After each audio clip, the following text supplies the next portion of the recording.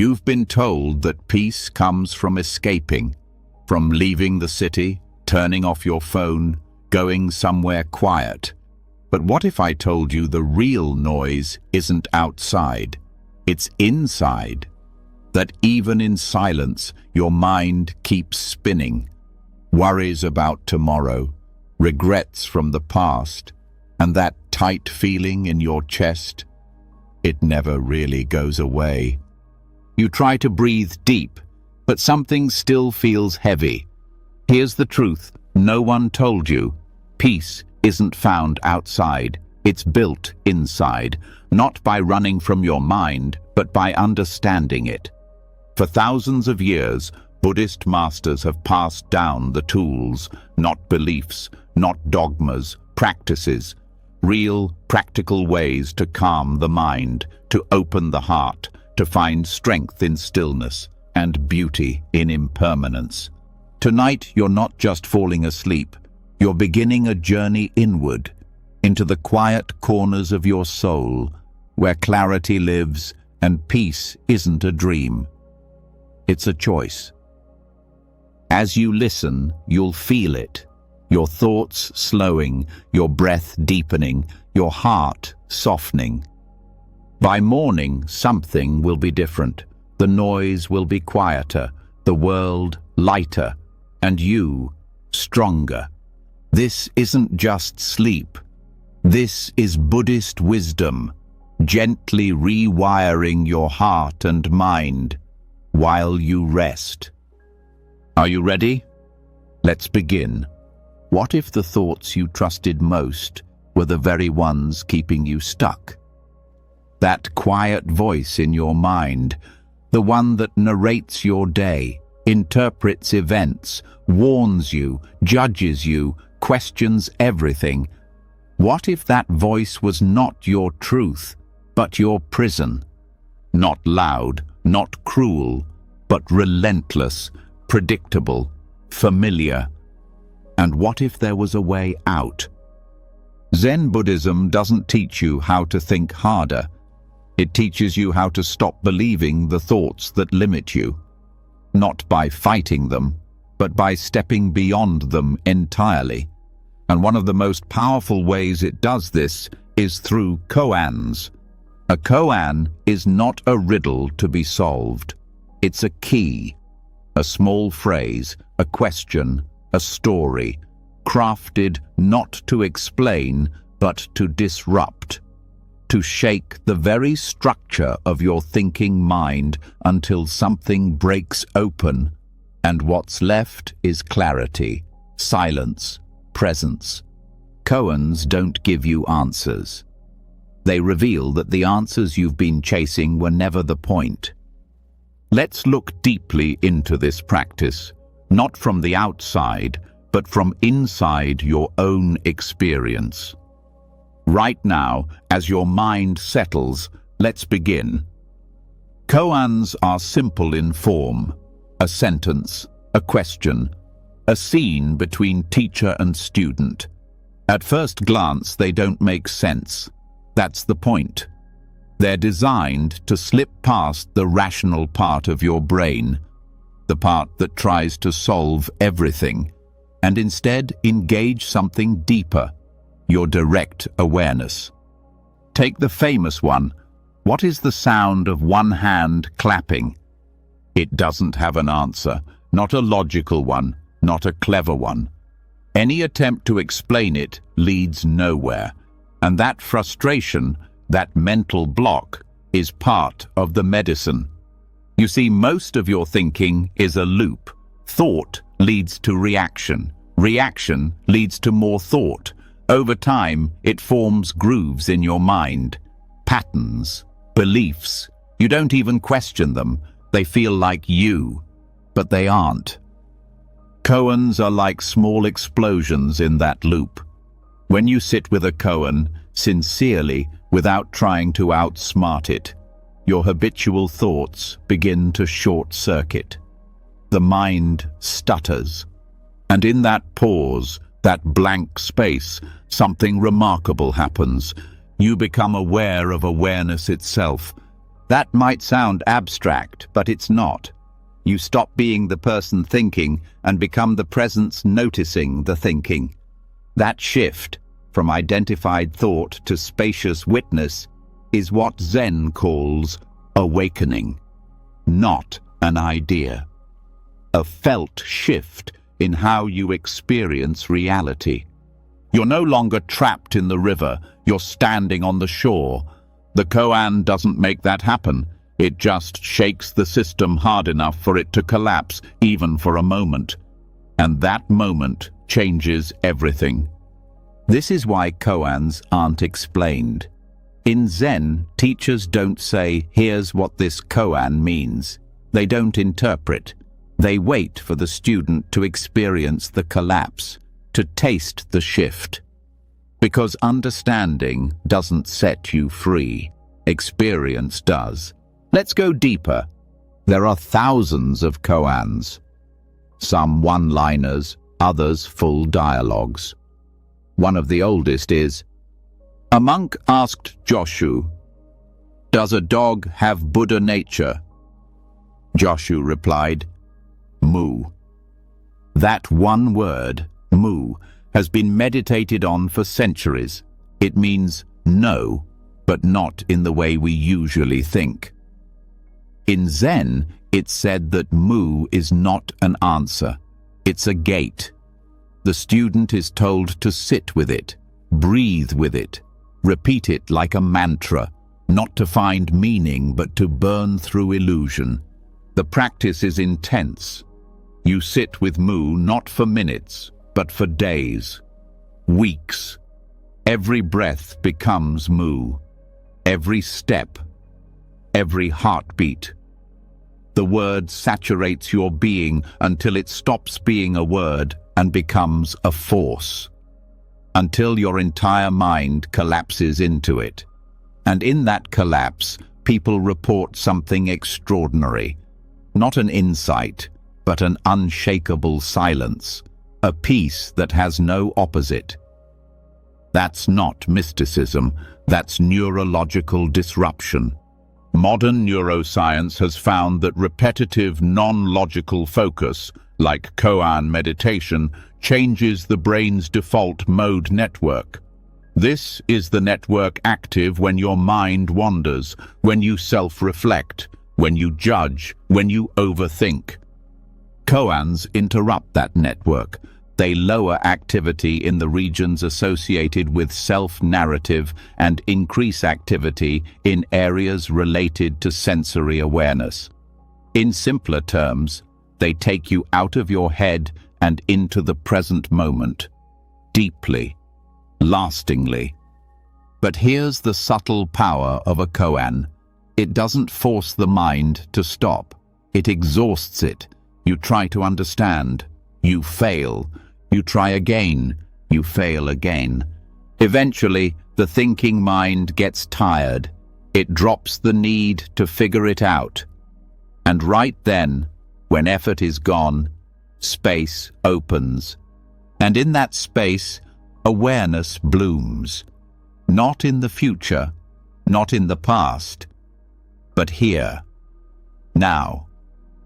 This is why koans are often practiced in silence, without guidance, in monasteries where students sit for hours facing walls. The external world fades, the inner world collapses. And from the ashes of that collapse rises something fresh, alive, free from narrative. You don't become someone new, you simply stop pretending to be someone you're not. Another powerful koan says, "If you meet the Buddha on the road, kill him." It shocks you, doesn't it? But it's not violent, it's radical clarity. It means if you find yourself clinging to any idea, even the most sacred one, let it go. Even if it looks holy, even if it feels comforting. Because clinging is suffering. That includes beliefs about enlightenment, about who you are, about what should or shouldn't be.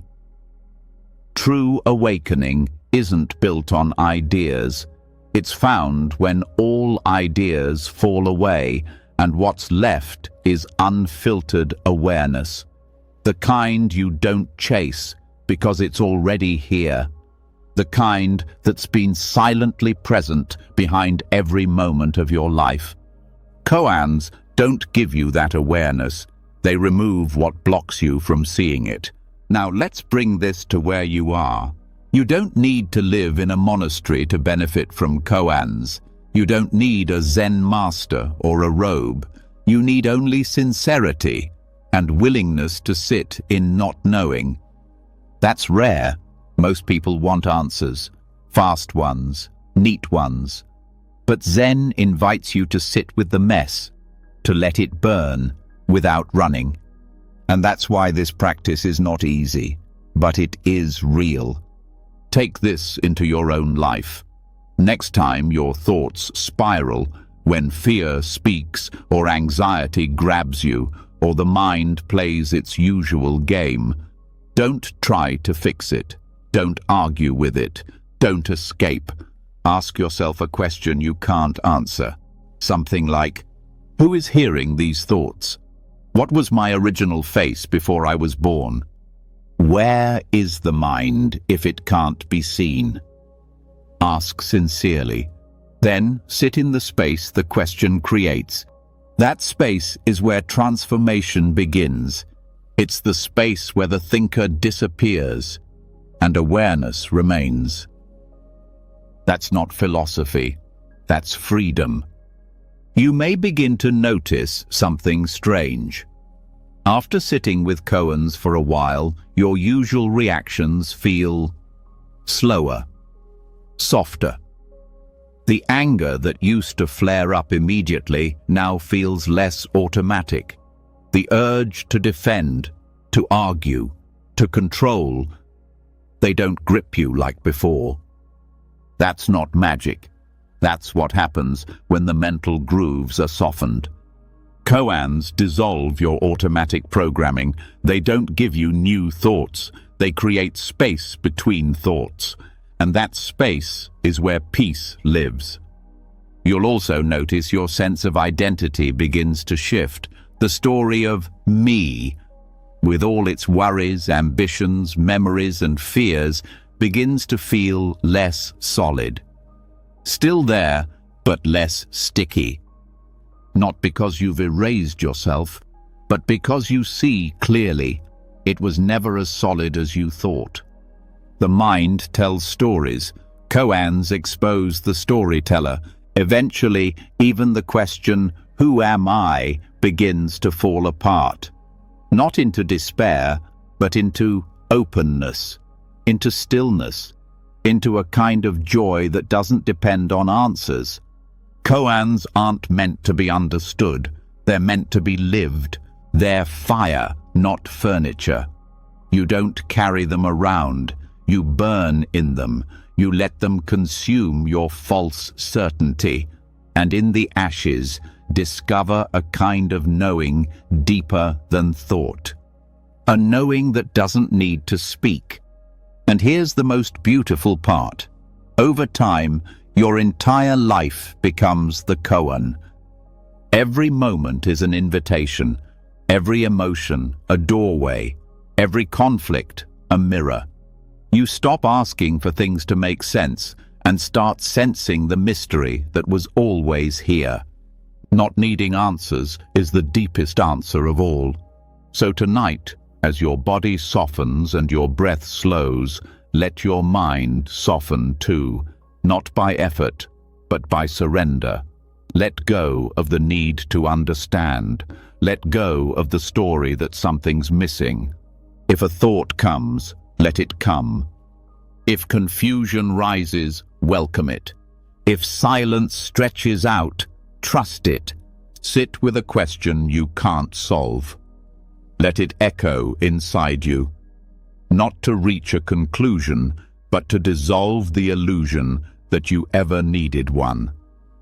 This is the power of koans, not in solving the puzzle, but in realizing you were never the puzzle to begin with. And now, with your mind quieter, your heart more open, and your awareness resting in itself. You're ready for what comes next. And once the mind stops grasping for answers, once even the idea of the self begins to loosen its grip, there comes a silence so vast it feels endless.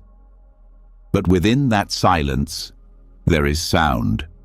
Not ordinary sound, not noise or chatter, something deeper, something ancient, chanting, not for performance, not for worship, not for entertainment, but as a direct technology to reach what words alone cannot touch. Because sound, real sound, speaks directly to what lies beneath thought. It doesn't argue. It doesn't explain. It vibrates. It moves through bone, breath, tissue, memory, into the subconscious, into identity, into all the layers where suffering lives unseen. This is where we now go. In Buddhist practice, chanting is not background noise. It's not something nice to add. It is a core method of transformation. It is used with precision, like a surgeon's blade, except instead of cutting flesh, it cuts through illusion. Repetitive Pali and Tibetan chants are structured in a very specific way. Their sounds, syllables, and tones are not random. They are designed to bypass your cognitive filters, because you don't need to believe in the meaning of the words for them to work. What matters is vibration. When a chant is repeated over and over with full presence, it creates a frequency field. That field interacts with the nervous system, the breath, and the subtle energy body. It doesn't stimulate your usual thoughts. It slows them, reshapes them. Sometimes it silences them entirely. Think of the mind like a muddy lake. Your thoughts are the dirt stirred up by constant motion. A chant, when repeated without expectation, is like still water. Over time, the mud begins to settle. What's left is clear space. In this space, you don't become someone new. You just finally hear what's always been there. Many people who begin chanting experience a feeling they can't describe, a kind of warmth or stillness, or even grief rising to the surface. That's not a side effect. That is the process. Because stored emotion lives not only in thought, but in the body. And sound reaches the body in ways logic cannot. When you chant, the vibration travels through your skull, your jaw, your chest. It resonates in your cells. Each repetition acts like a tuning fork, realigning what's out of harmony. There's also a reason why certain chants are structured in ancient languages. Pali and Tibetan are vibrationally dense.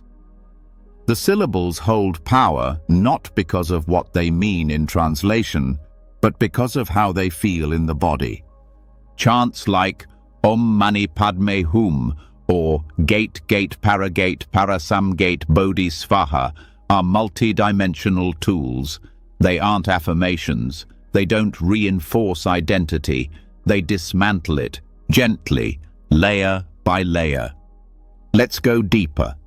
Modern research has shown that repetitive vocalizations like chanting slow the heart rate, reduce cortisol, and stimulate the vagus nerve, the body's relaxation switch. But beyond the physical effects, something subtler happens. The constant self-reference, the internal narrator, begins to quiet. Not because you force it to, but because the chant gives your awareness something else to anchor to. And this new anchor doesn't reinforce your story, it erases it. The ego structure, that sense of me as separate, as in control, as isolated, relies on repetition too. You think the same things every day, feel the same reactions, tell the same internal story. Chanting interrupts this pattern. Every chant is like a bell rung in a room full of smoke. The smoke doesn't vanish all at once, but slowly it begins to thin. You don't fix the ego, you stop feeding it. That's the brilliance of sonic practice. It doesn't demand you change your mind. It simply makes the old identity uncomfortable until it dissolves by itself. One of the most powerful things that happens through chanting is the surfacing of buried emotion. It may come out as tears, as body heat, as a subtle trembling in the spine. That is energy leaving the system, not because you processed it mentally, but because the sound dislodged it from your energetic memory. This is why many chanting practices are done with deep breath, upright posture, and eyes either gently closed or slightly open, to keep the body as a stable container for whatever arises.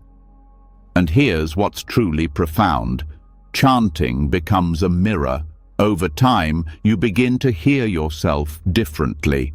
The sound of your voice, once ordinary, now carries depth. You begin to sense where it's coming from, not the throat, but deeper. Some call it the heart.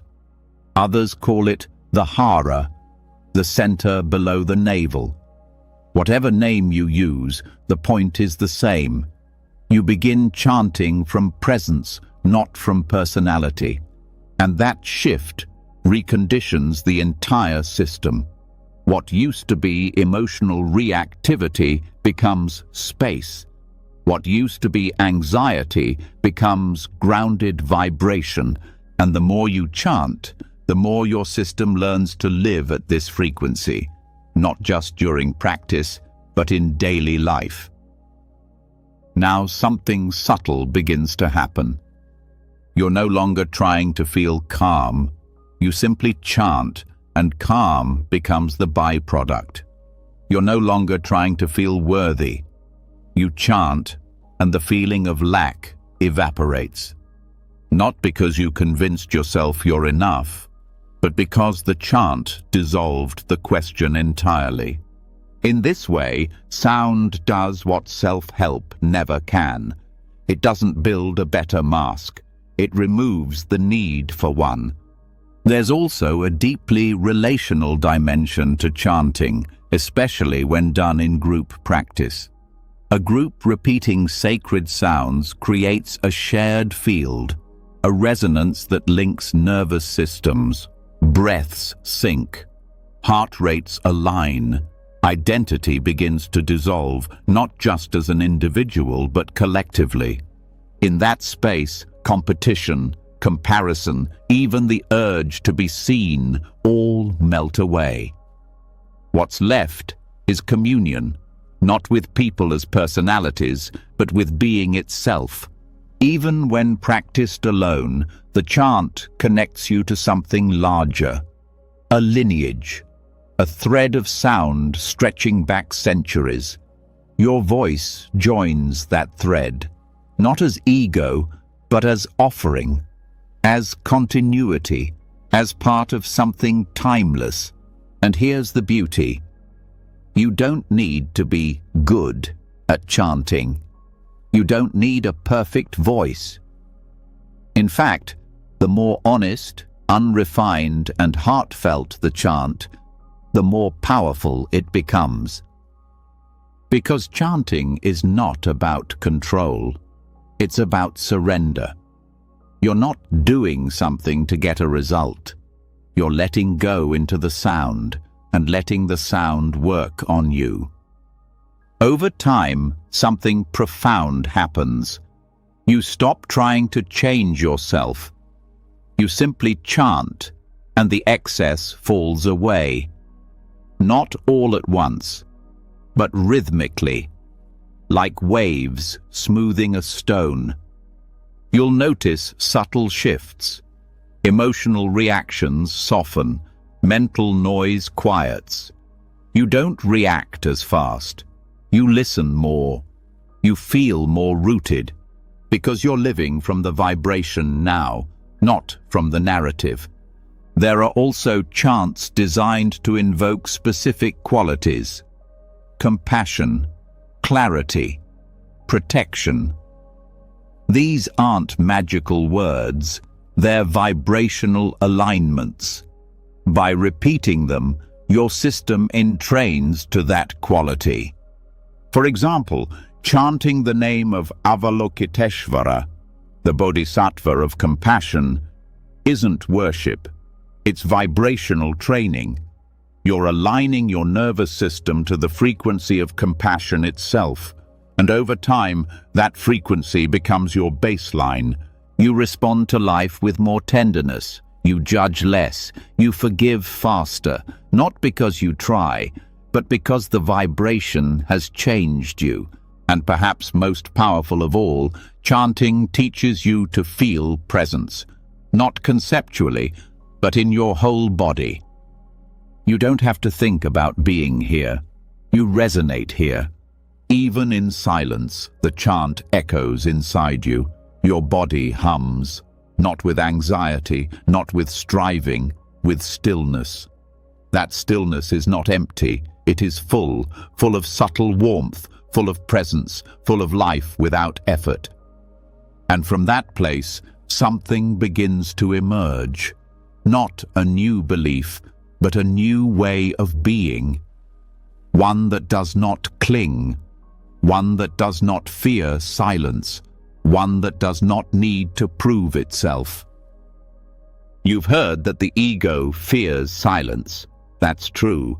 But chanting is silence made audible, and the ego doesn't know what to do with that. So it begins to unravel, gently, naturally, not through discipline, through resonance, through sound.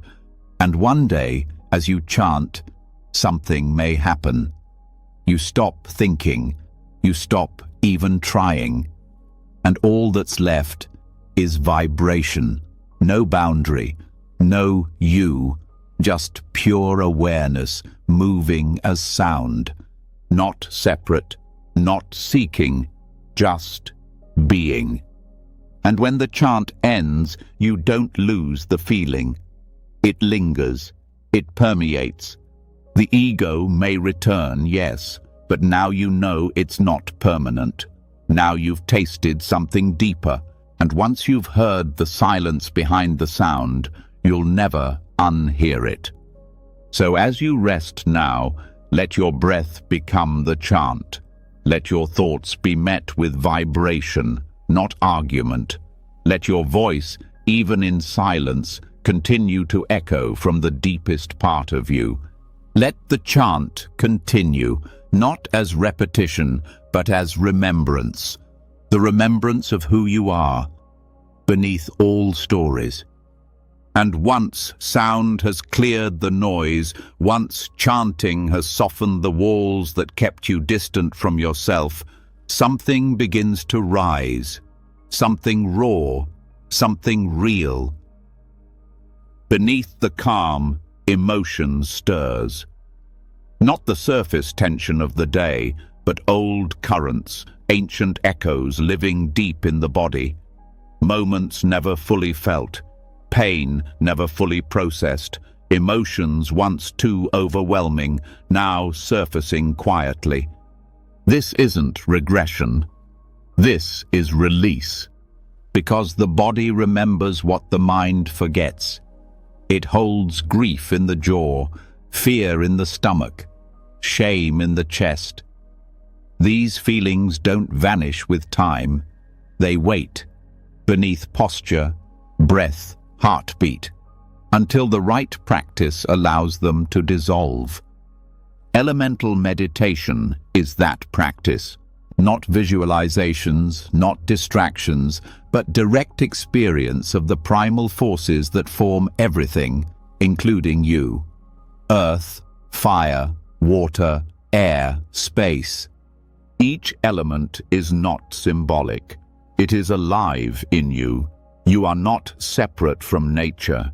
You are nature expressing itself through form. These meditations don't add anything new. They reveal what is already here and what has always been here. Start with earth, the feeling of weight, support, ground. This is the element that gives you structure, stability, boundaries. In meditation, connecting with earth means coming back to your physical body, to the sensation of sitting, of touching the ground. Many people who've experienced emotional trauma disconnect from the earth element. They float, they disassociate, they feel unrooted. Meditation on earth doesn't fix trauma. It brings the nervous system back to a place where it can feel safe again. You can feel this simply by resting awareness on the base of the spine, by noticing the contact between body and floor, by breathing into your legs and hips, inviting presence to settle. When you stay long enough with earth, the feeling of being supported begins to return. You don't have to do anything. The body starts to trust again. Then comes fire, heat, activation, movement. The part of you that digests not just food, but life experience. Fire governs anger, transformation, and clarity. When blocked, it creates coldness, fatigue, confusion. Meditation on fire is not about visualizing flames. It's about feeling energy, warming the center of the belly, noticing subtle heat build in the core, allowing suppressed emotion, especially anger, to rise without judgment. People often fear fire, but repressed fire turns inward and becomes shame. Properly held fire liberates. It gives you the energy to act, to set boundaries, to move forward. If during meditation the body begins to tremble, heat up, or feel waves of intensity, don't panic. That's fire doing its work. Let it rise. Let it burn what needs to leave. Then feel what remains. Water follows. Fluidity, emotion, memory. Water governs tears, empathy, and flow. It softens what fire brings to the surface. While fire liberates, water soothes. Many carry grief like a stone, heavy, unmoving. Meditation on water lets grief melt, not forced, just witnessed, often in silence, sometimes through tears. The body may sway, as if rocked by inner currents. This is not breakdown. This is recalibration. To access water, place awareness in the pelvis, the area of flow and receptivity. Breathe slowly. Let go of control. Let the mind loosen its grip. Let feelings pass like waves, rising, cresting, falling away. There is no story here, no analysis, only the gentle motion of what wants to move. Next comes air, lightness, breath, expansion. Air governs communication, openness, space between thoughts. People trapped in trauma often have constricted breathing, shallow, rapid, tight in the chest. Meditation on air is the medicine for that. Not deep forced breaths, but presence with breath as it is, letting it move naturally, noticing how breath enters through the nose, fills the lungs, and leaves, without effort. This simple awareness restores rhythm. It reconnects you with life, not as a concept, as sensation, as now. When air is balanced, the mind clears, the body feels spacious, anxiety softens, You don't need to fix your thoughts. You simply breathe, and thought begins to lose its urgency. Finally, there is space, the element without form, the one that holds everything and clings to nothing. Meditation on space is subtle. It's not visual. It's not physical. It's awareness, becoming aware of itself. You're no longer focusing on sensation or breath. You're resting in openness, in the silent field in which all other elements arise. When trauma dissolves into space, it stops defining you. It becomes energy, memory, movement, no longer identity. This space is not emptiness in the negative sense. It is spaciousness. It is the capacity to hold every feeling without being overwhelmed. The more time you spend in elemental presence, the more you understand something important. Healing is not a linear process. It's circular, rhythmic. Earth may support you today. Tomorrow, fire may rise. The day after, water may bring tears. This is not regression. It's deep work. And elemental meditation is the terrain through which that work unfolds, patiently, gently, consistently. One of the most powerful ways to practice is to combine elements in one sitting. Start grounded in earth to feel the body. Activate fire in the belly to awaken. Soften into water to release. Breathe into air to expand. Rest in space to integrate. Let each element teach you something. Earth teaches patience. Fire teaches courage. Water teaches surrender. Air teaches presence.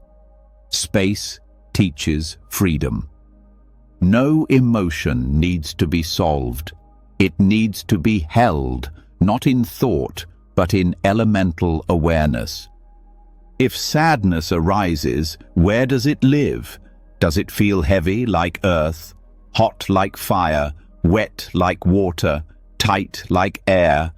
Or does it ask for more space? These questions don't require answers. They guide attention. And attention, without resistance, heals. Over time, you'll begin to feel your trauma not as a burden, but as sensation. It loses its charge. It stops defining your choices. You're no longer protecting old wounds. You're living from a new rhythm, one that flows with the elements, not against them.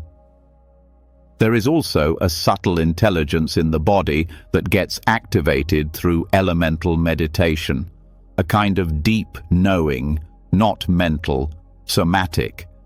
This intelligence knows when to release, when to rest, when to open. You don't need to push, you need to listen. And the more you listen, the more you realize trauma is not your enemy. It's a part of you that froze, that held pain to keep you safe. Through the elements, you thaw, you soften, you allow that part of you to rejoin the whole. This is not about becoming perfect, it's about becoming whole, not fixed, not changed, simply present, with all parts of yourself alive and included. Some may ask, how long does this take? How many sessions? How many weeks? But the body does not move by calendar, it moves by rhythm. Some shifts take years, others take moments. But every time you sit, every breath you bring to sensation, you are loosening the knot. You are teaching your system that it is safe to feel again, safe to be here. And when you walk through the world with that awareness, grounded, warm, open, clear, spacious, something changes. You listen more, react less. You hold boundaries without shutting down. You feel without collapsing. You move without rushing. You carry the elements with you, earth in your steps, fire in your presence, water in your eyes, air in your breath, space in your silence. You don't perform calm, you are calm. Because nothing is stuck, nothing is hidden. The practice has done its work, quietly, deeply. So now, as you rest, let the body speak. Let the elements rise in whatever form they need. Don't try to label or fix. Just feel.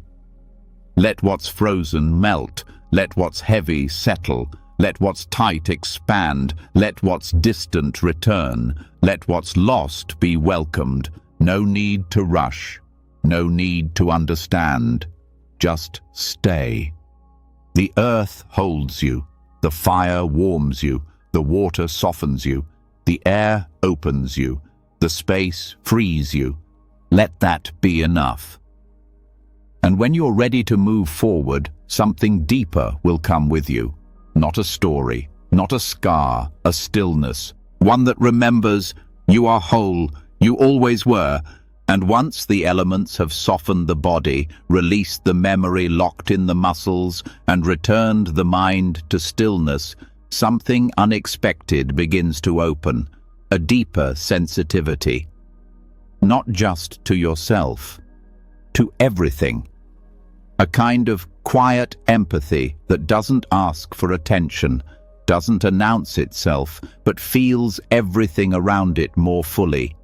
Trees, wind, small animals, even the space between sounds. All start to feel alive. This is not imagination. This is awareness expanding beyond the human center. Buddhist practice does not stop with inner calm. It continues outward, dissolving the idea that worth and awareness belong only to humans. The ego believes it is the center. It puts me at the top of the hierarchy, but meditation slowly undoes this illusion. It begins by turning attention inward. But as the identity softens, awareness begins to spread, not by will, but by nature. This is where non-human compassion begins. Not as a belief, not as sentiment, but as a direct experience that other forms of life, even the ones you overlook, also suffer, also feel, also carry the weight of existence in their own way. Traditional Buddhist teachings often begin with metta bhavana, the cultivation of loving kindness.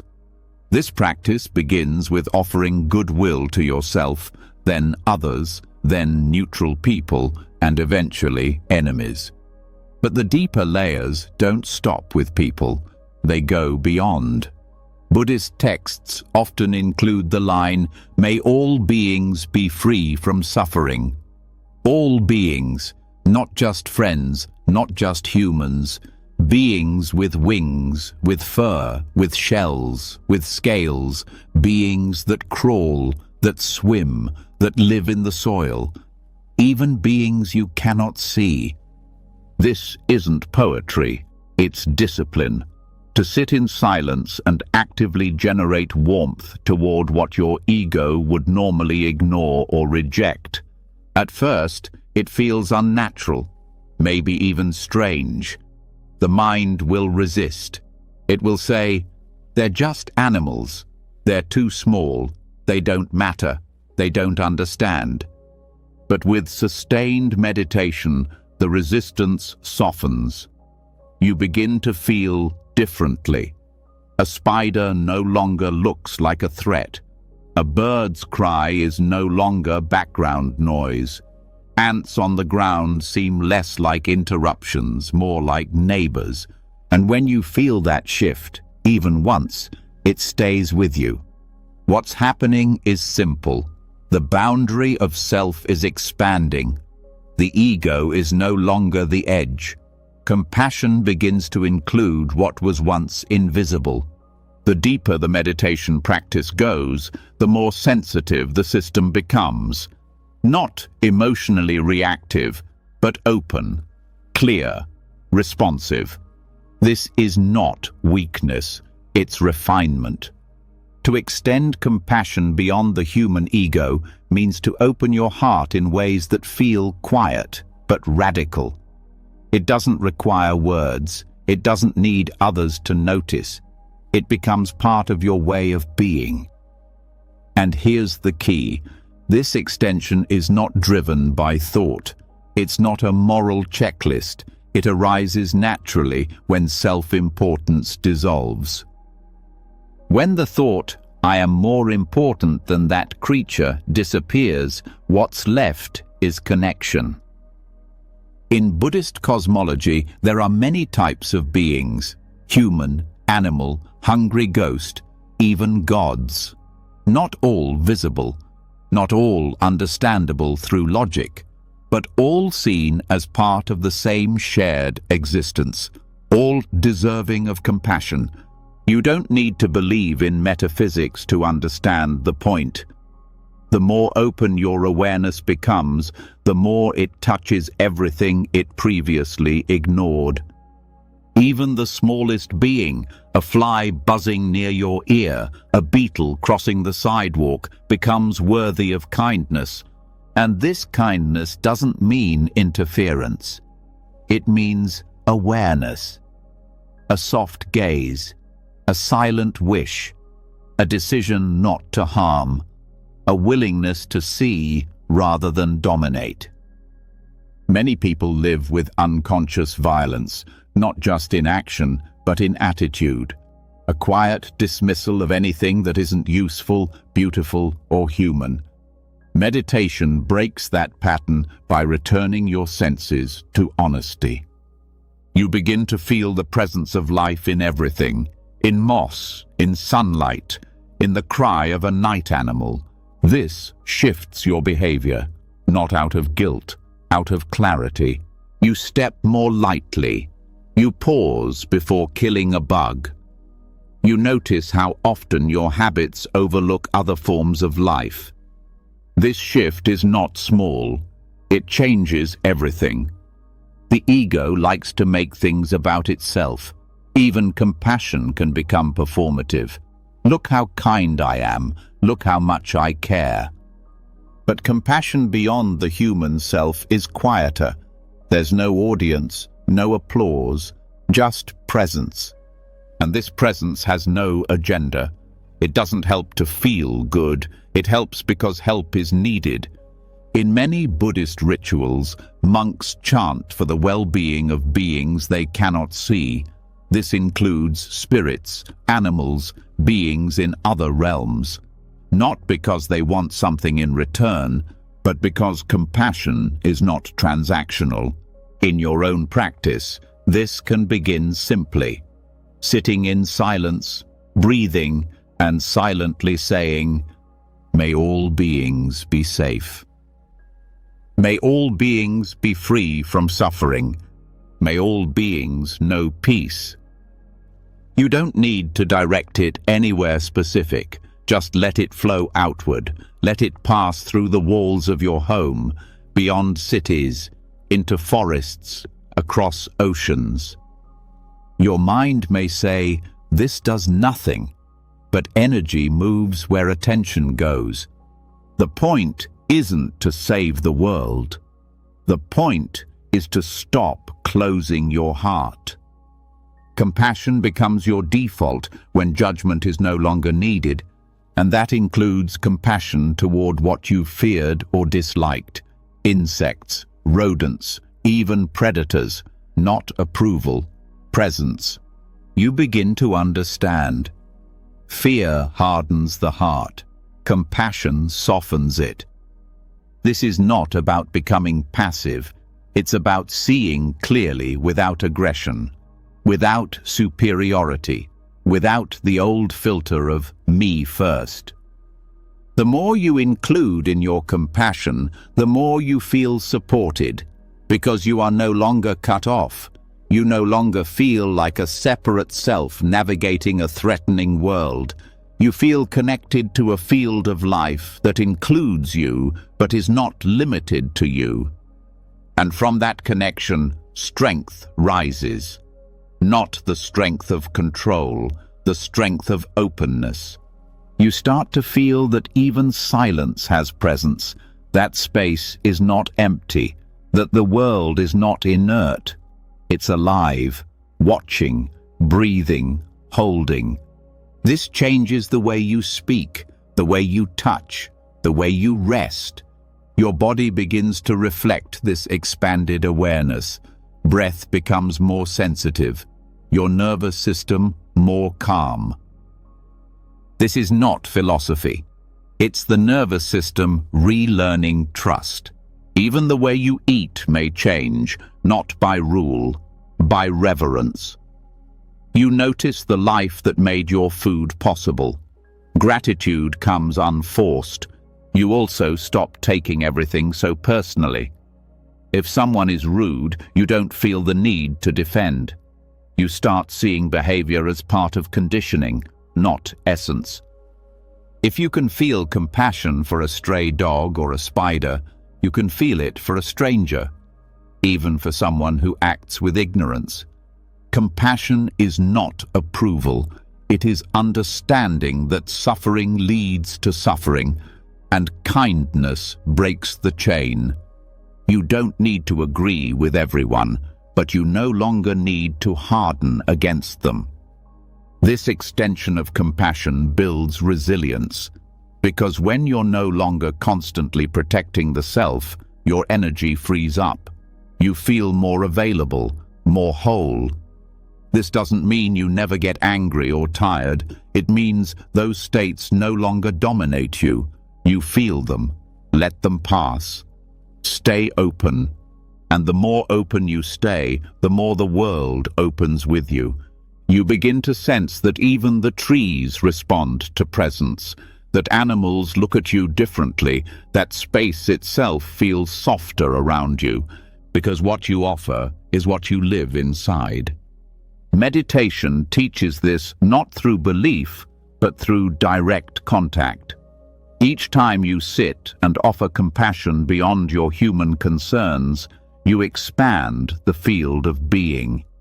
This is what Buddhism means when it speaks of bodhisattvas, beings who dedicate their awareness to the well-being of all life, not to become saints, but because the boundaries of ego no longer make sense.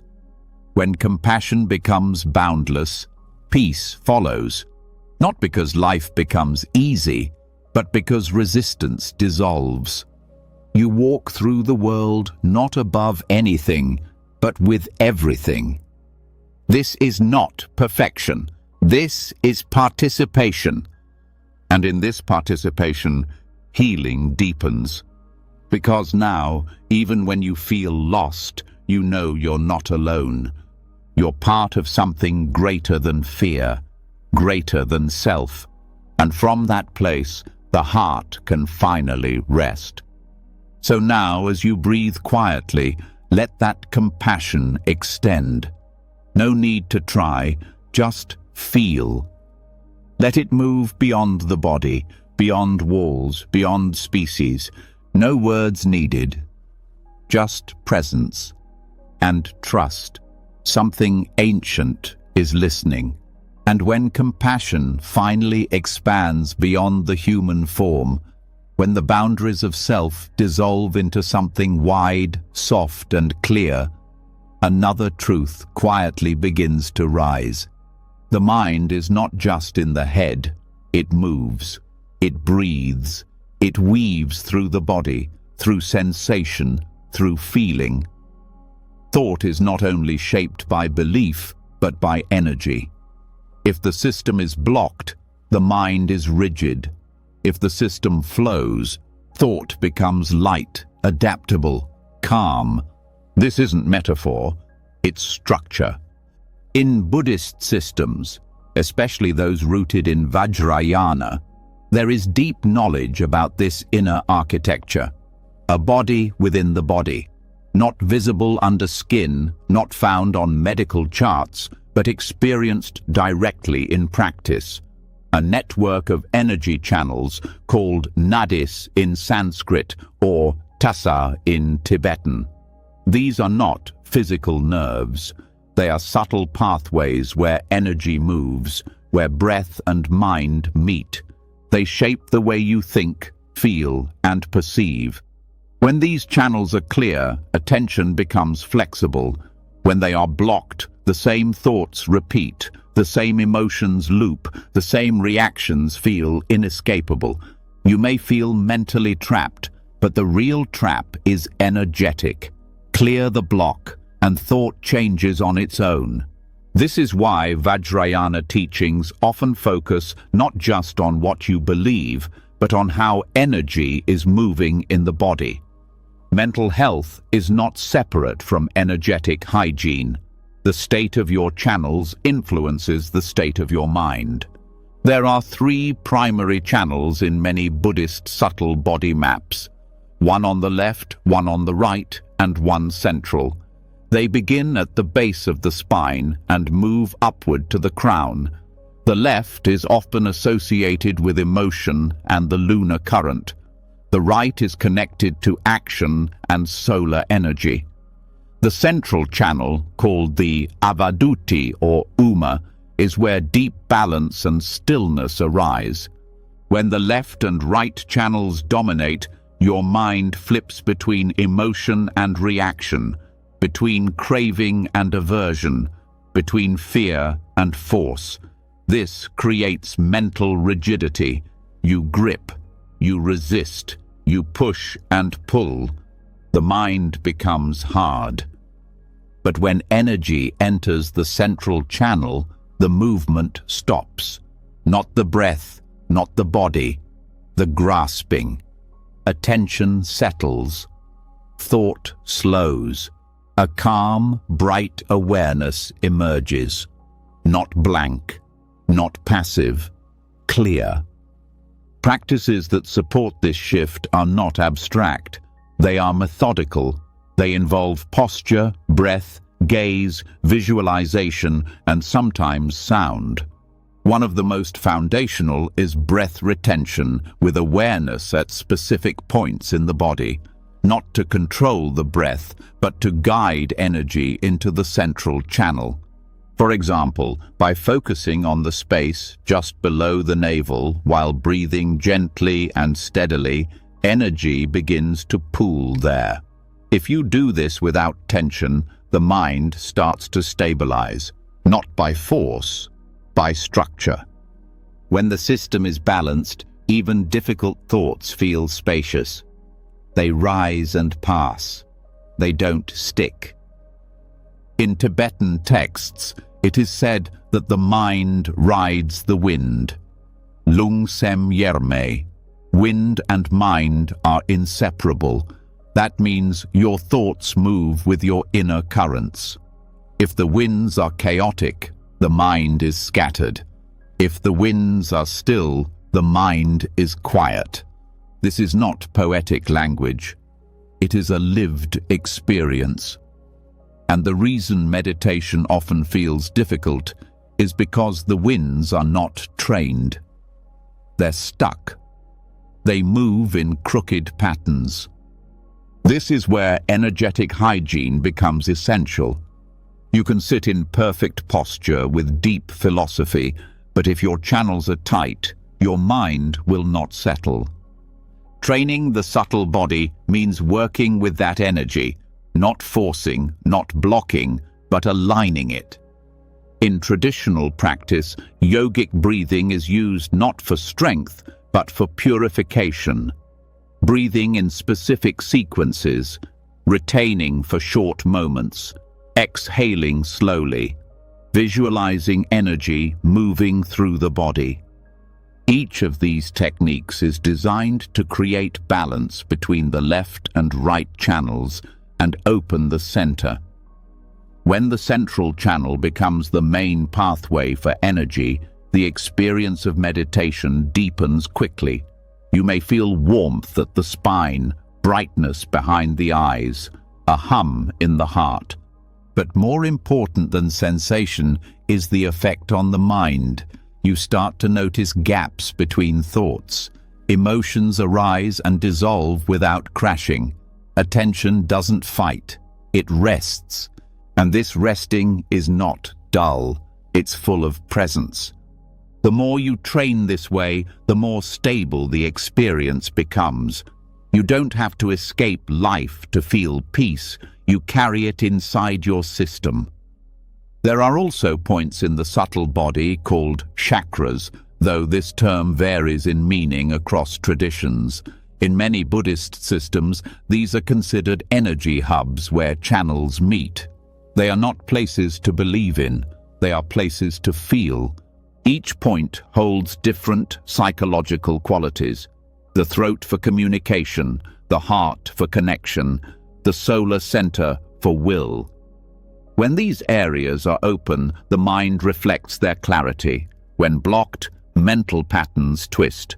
For example, when the heart center is tight, trust is difficult, compassion feels far, but when it opens, there's a natural warmth, not sentimental, but stable. These openings don't come from affirmations, they come from awareness directed inward, from consistency, from subtle practices that cleanse the system. Over time, practitioners begin to feel their body as more space than structure. Energy flows without friction, breath feels full, thought becomes less intrusive. You're not numbing anything, you're including everything with ease. This level of energetic awareness also sharpens perception. You begin to notice subtle shifts in others. You feel tension before it's spoken. You sense emotional currents, not as threats, but as signals. This sensitivity is not weakness, it's attunement. When your own channels are open, your nervous system doesn't absorb other people's chaos. It sees it, allows it, moves around it. This is why advanced practitioners often feel deeply grounded, not because they're emotionless, but because their system doesn't cling to every impulse.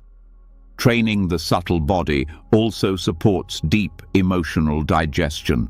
When energy moves properly, old patterns rise and pass without resistance.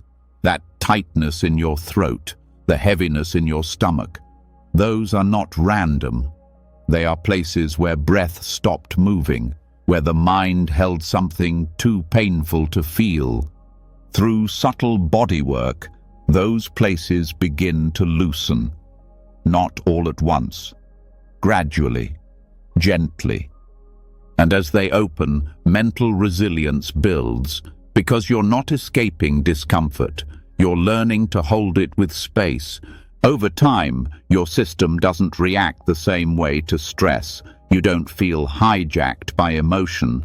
Your thoughts don't spiral. You remain clear even in conflict. This isn't willpower, it's architecture. Your energy moves, your breath flows, your mind reflects that fluidity. What was once a rigid self becomes a responsive presence.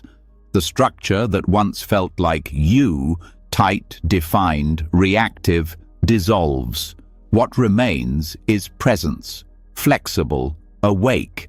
And in that presence, life feels different, not because it changed, because the lens through which you meet it did. This is the gift of subtle body practice, not escape. Integration. A body that holds energy clearly, a breath that moves freely, a mind that reflects reality without distortion. So now, as you rest, let your awareness feel the body from the inside, not to analyze, to listen. Where does breath stop? Where does sensation resist? Where does stillness feel close? You don't need to change anything. Just stay present. The system already knows how to heal. Your job is to stop interrupting it. Let breath move, let energy flow, let space widen. And with each moment of attention, the channels open, not with noise, with silence, not with effort, with alignment. And the mind becomes what it always wanted to be, open, light, and free. And as the energy body opens and the mind settles into stillness, a deeper question quietly arrives. What remains after all of this ends? If the breath stops, if the body breaks down, if everything once familiar fades, what is left? Not just in theory, in practice. What happens when you stop looking away from death and turn toward it, not with fear, but with clarity? In Theravada Buddhism, there is a meditation rarely spoken about outside traditional monastic settings. It is not gentle, it does not comfort, it demands full honesty. It's known as cemetery contemplation, a practice of visualizing the decay of the human body, flesh rotting, bones bleaching, organs collapsing, a body once loved, touched, protected, returning to dust.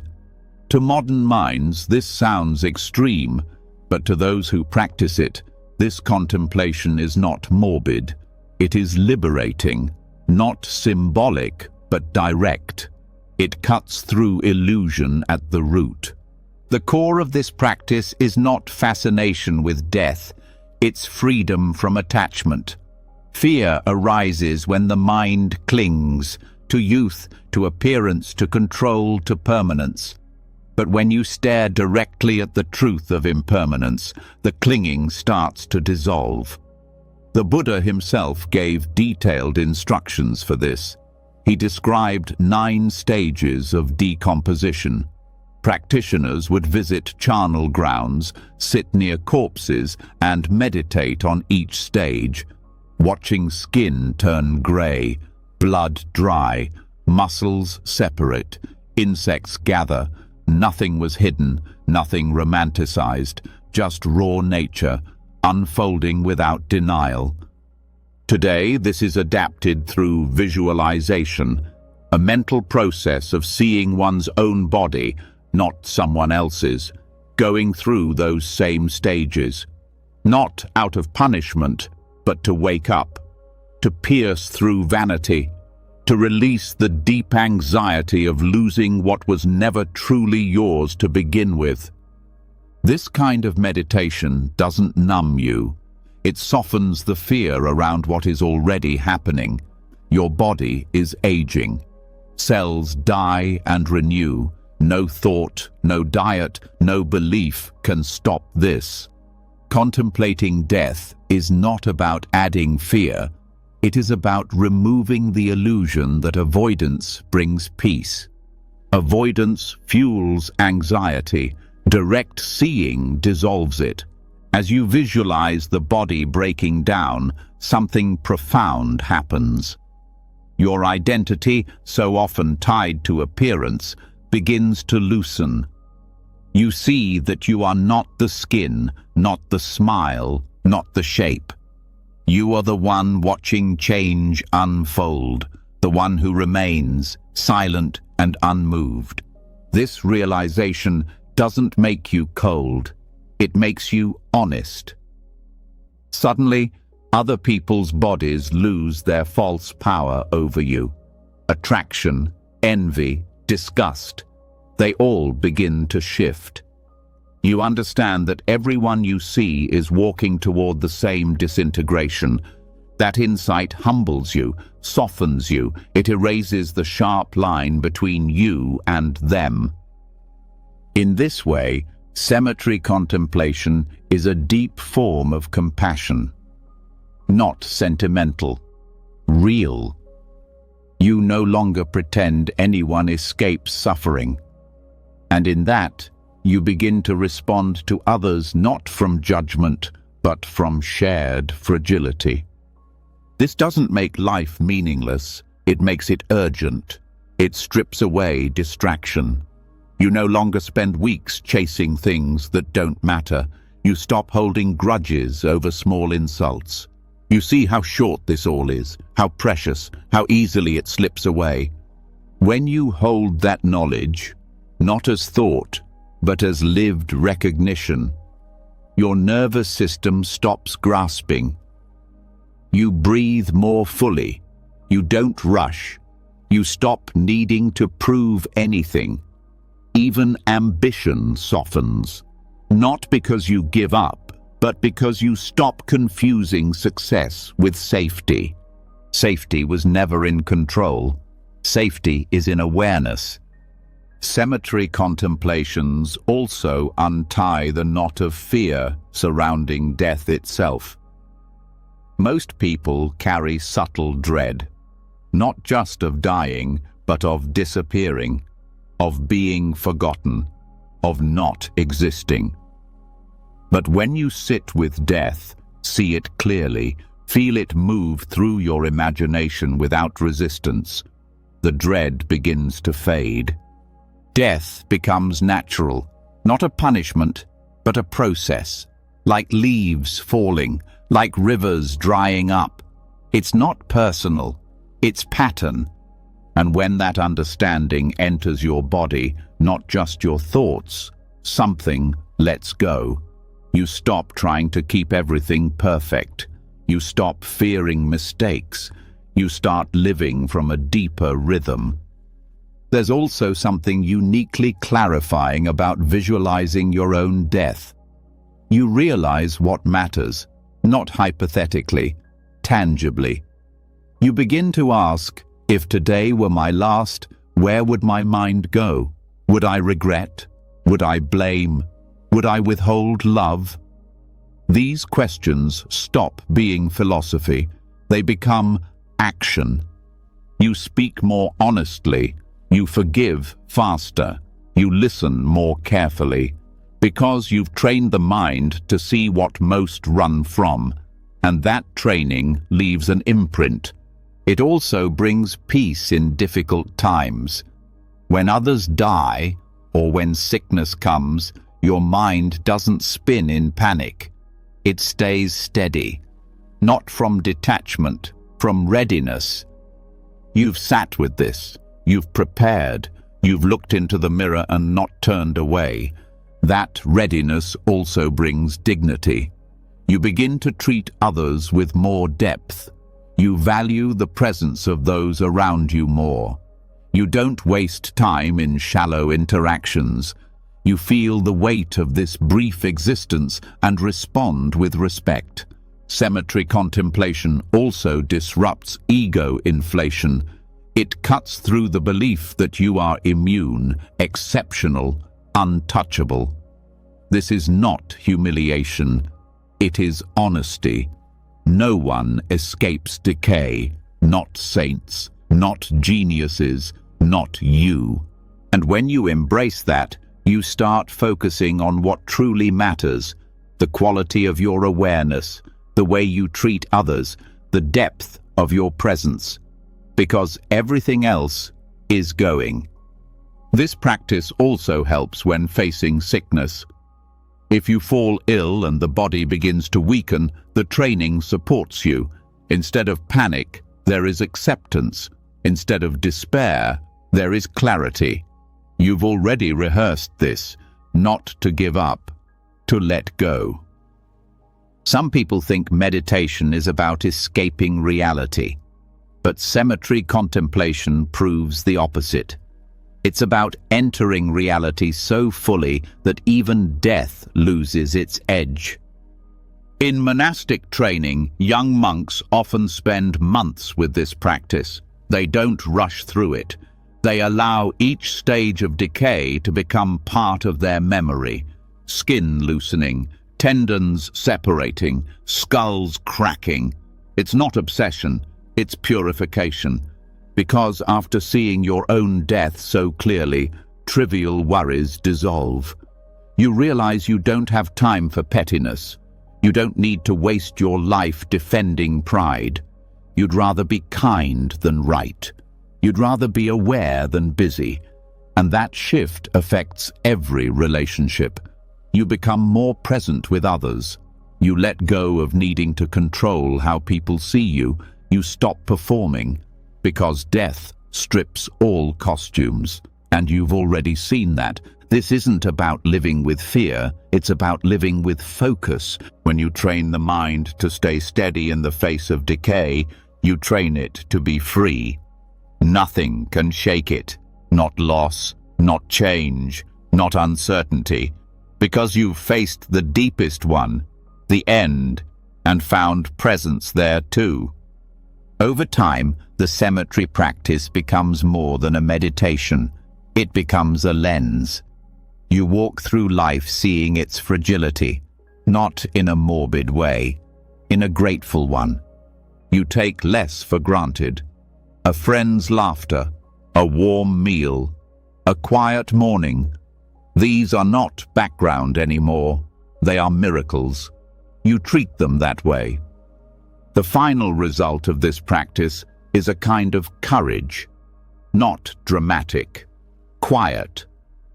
A courage that stays with you when things fall apart, when plans break, when people leave. You don't collapse. You remain still, not because you are strong, because you are surrendered. You've stopped trying to hold what can't be held. And in that surrender, there is peace deeper than control. So now, let your breath return to your body. Let the silence settle again and feel the weight of this moment, not as burden, but as invitation. Nothing is permanent, but awareness is always here. Stay with it. Let go of the rest. And when you've looked directly into the end, when the mind has rested in decay without resistance, when fear loses its shape and identity softens under the weight of impermanence, what rises next is not despair, but space. A vast inner space, quiet but ready. And from that space, the question begins to form. If everything you clung to was never truly yours, then what now defines you? Who are you when nothing remains to protect? This is where the next layer of practice begins, not with emptiness, but with form arising from emptiness, not with identity as ego, but as intention. This is the gateway to deity yoga. In Tibetan Buddhism, deity yoga is not about worship. It's not about bowing down to gods or external beings. It's about stepping into qualities so fully that the separation between self and symbol dissolves. You don't believe in green Tara. You become her. You don't ask Vajrapani for courage. You embody it through him. The visualization is not fantasy. It's a tool to restructure the mind at its roots. Most of the time, identity is formed passively, through memory, conditioning, culture, reaction. You become what you're told, what you fear, what you've repeated. Deity yoga reverses that. It gives you a conscious pattern to inhabit, not to escape who you are, but to reveal what's possible within you. Visualization becomes the method. You hold the image of a specific deity, not outside you, but in your heart, in your breath, in your body.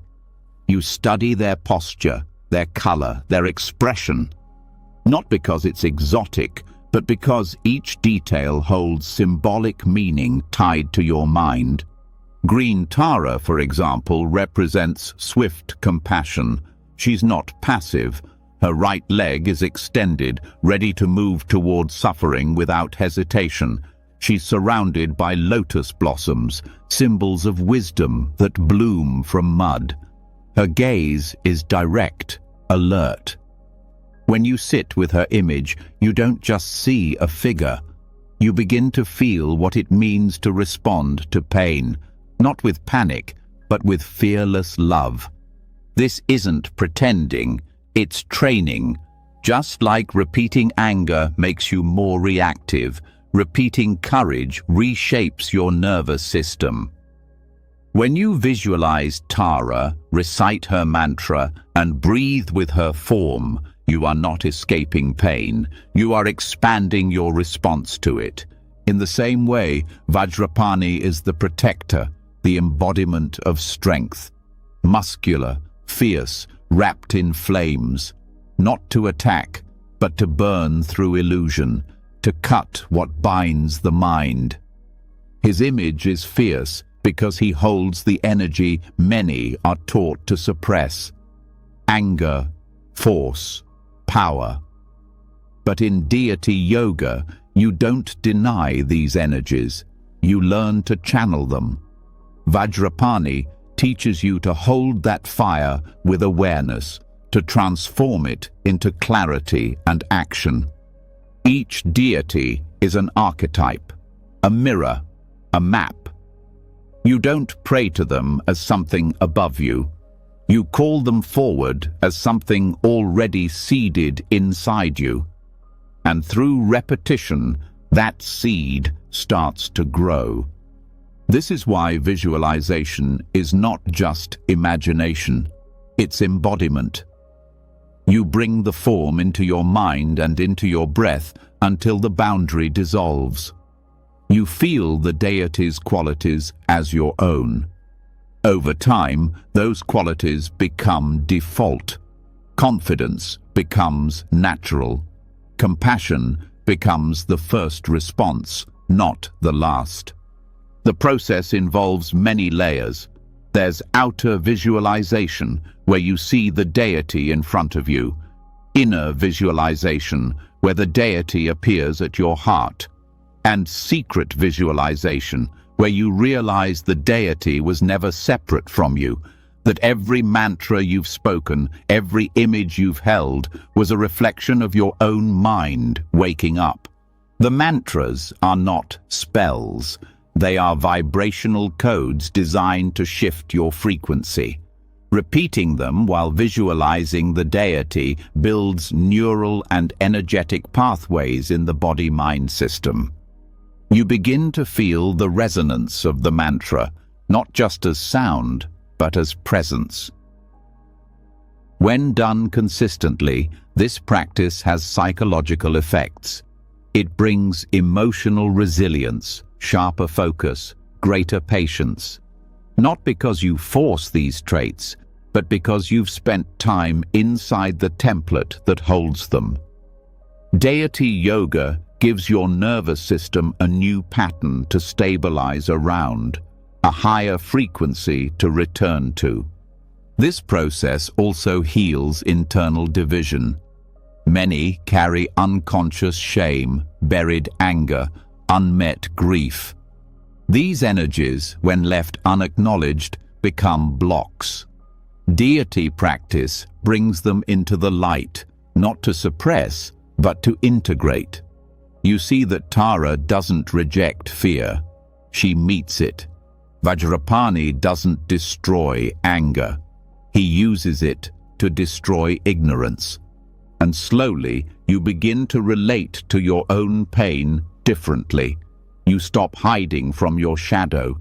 You bring it to the altar, into the visualization, into the mantra. You sit with it, breathe with it, transform it. You also start to understand that these practices were never meant to be distant or abstract. They were designed for minds like yours, confused, distracted, tired. The deities are not distant gods. They are expressions of awakened mind, and they invite you to remember that you carry that same capacity. When challenges arise in daily life, the effects become noticeable.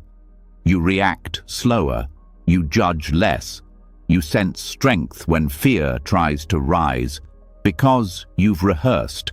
You've met yourself in forms larger than your fear. This builds a kind of psychological immunity, not resistance to feeling, but protection from drowning in reaction. A stable self, built not on ego, but on clarity. Over time, the practice deepens. Visualization becomes easier. Mantra becomes automatic. The deity's qualities start appearing in your behavior without thought, not as an act, as presence. And then something subtle happens. You stop needing the form. You stop needing the image. The qualities remain. The outer becomes inner. The inner becomes seamless. You move through the world not as a character in search of validation, but as a field of awareness responding with wisdom and strength. Deity yoga does not eliminate the self. It refines it. It gives it shape without solidifying it. And this is the paradox. By becoming something greater, you realize you were never separate from it. In advanced stages, the visualization dissolves entirely into light. The body of the deity dissolves into your body. The form dissolves into formlessness. And what's left is radiant clarity, vast and still. But even before that stage, the benefits are profound. Greater self-regulation, deeper empathy, a quieter mind, a clearer sense of purpose. This is not fantasy. This is applied inner work. It teaches you that strength is not just the absence of fear, it's the ability to act in its presence. Compassion is not just softness, it is precision. Mantra is not just repetition, it is rhythm that carries memory. Visualization is not escape. It is entry into dimensions of your own being you've forgotten to trust. So now, as you breathe quietly, let your mind remain open, not as a blank screen, but as a mirror, ready to reflect something higher, ready to take shape, ready to remember the qualities already sleeping within. You don't have to be Tara or Vajrapani, but their qualities can become yours. And the longer you stay with them, the more the lines fade, until one day, without effort, you find yourself moving through life, not seeking power, but embodying peace, not pretending strength, but radiating it, not asking for love, but offering it. Not becoming someone else, but remembering who you are when fear no longer speaks louder than truth. And when the deity dissolves into light, when the qualities once separate are fully lived from within, a different question begins to arise. Not who am I, but where am I?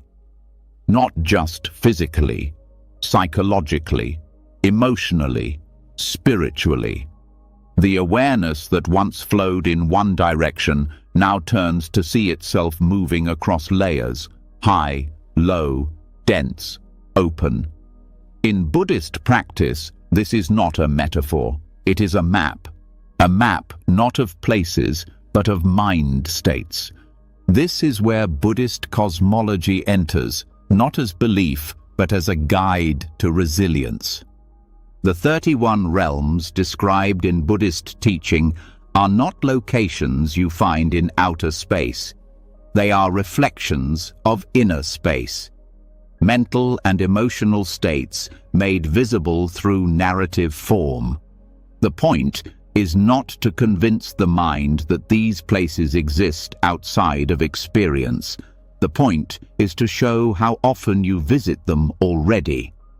Each realm represents a quality of consciousness, some light, clear and refined, others heavy, reactive, contracted. You move through these realms not with your body, but with your mind. Every mood, every emotion, every thought pattern can be seen as a visit to one of these levels. Understanding this changes how you relate to your experience. You stop taking emotional states personally. You stop believing that a single moment defines your worth. You start to see moods as weather, impermanent, patterned, able to be observed and released. For example, the hell realms represent extreme suffering, anger, despair. When you're consumed by rage, you are not simply angry, you are in the hell realm. The flames are real, not in the outside world, but in your nervous system. Your body heats up, your breath shortens, vision narrows. That's not abstraction, that's physiology. But Buddhist cosmology doesn't judge this. It shows that even this realm, even this pain, is part of the map. And more importantly, it's not fixed. You can move. With awareness, with practice, with presence, the mind begins to shift its location. The hungry ghost realm is another powerful example. It describes the state of craving, insatiable wanting, always reaching, never satisfied. When caught in comparison, addiction, or obsessive desire, the mind enters this realm. And in that state, no amount of getting will relieve the emptiness. Not because something's wrong with you, but because the craving is the realm itself. The grasping is the suffering. To recognize this brings power. You stop fueling the hunger. You step back and see, this is not who I am. This is where my mind is. And once you can see the place, you can begin to leave it. Then there are the animal realms, linked with ignorance, instinct, habitual behavior. When you're stuck in reaction, refusing to reflect, numbing out through routine, the animal mind is present. Not wrong, just unaware. The practice here is to become conscious of unconsciousness, to bring light into repetition, to gently guide the mind back into reflection without shame. One of the most deceptive realms is the realm of the gods, states of pleasure, success, praise, comfort. These seem like ideal places, but the teachings are clear. Even the highest realms are impermanent. Joy that depends on conditions eventually fades. The gods forget to practice. They enjoy, but they don't develop. When those realms collapse, they fall harder. Awareness that clings to pleasure becomes soft, unprepared for loss. That is the message of Buddhist cosmology. It prepares the mind for all states. It shows that suffering is not punishment, and joy is not proof of arrival. Both are parts of the journey. Neither are permanent. Your value isn't tied to which realm you are in. Your freedom depends on your awareness within the realm. Mental resilience comes from this understanding. You no longer chase or resist your experience. You navigate it. You notice when you enter the realm of jealousy, tight chest, sharp thoughts, restless energy. You don't deny it. You don't feed it. You name it. Breathe with it. Move through it. This is not a denial of complexity. It's a deep acceptance of how layered the mind is. Even within a single hour, you may move from a lower realm to a higher one, from fear to stillness, from confusion to insight. The journey is never linear. The cosmological model teaches you to track this movement, to see your triggers as doorways, your reactions as signposts, your habits as maps. Nothing is wasted. Every state is usable. It also helps in relationships. You stop taking others' behavior as their essence. You see that when someone lashes out, they are caught in a realm, not evil, not broken, just suffering, just unaware. And this recognition invites compassion, not as softness, but as clarity. It doesn't mean you allow harm. It means you don't meet confusion with more confusion. You meet it with grounded presence. you meet it with steadiness that doesn't fall into the same realm. This map becomes especially useful during practice, when you sit and the mind fills with restlessness, craving, boredom. That's not failure, that's movement. The hungry ghost is present, or the animal realm, or the human one, so full of thought and striving. You don't need to push them away. You meet them, you name them, you sit through them. And when calm arises, when the breath deepens and awareness stabilizes, you don't cling. You recognize the divine realm. You enjoy it, but you stay rooted. You keep practicing. This balance builds a deep kind of stability, not the kind that needs conditions to be right, the kind that moves with the shifting landscape without losing itself. And this is the deeper teaching. You are not the realm. You are the traveler. The more you recognize this, the less power each emotional state has over you. You stop building identities around temporary moods. You develop emotional elasticity, the ability to feel fully without becoming the feeling. This flexibility doesn't come from suppressing emotion. It comes from naming your state without judgment, from locating your mind without reacting. Awareness becomes the steady ground, no matter where the rest of your experience moves. And as the practice deepens, you begin to feel the realm before the thought even arrives. A sensation in the gut, a tension in the throat, a heat in the back of the neck. These are not problems, they are early signs, invitations to stay conscious.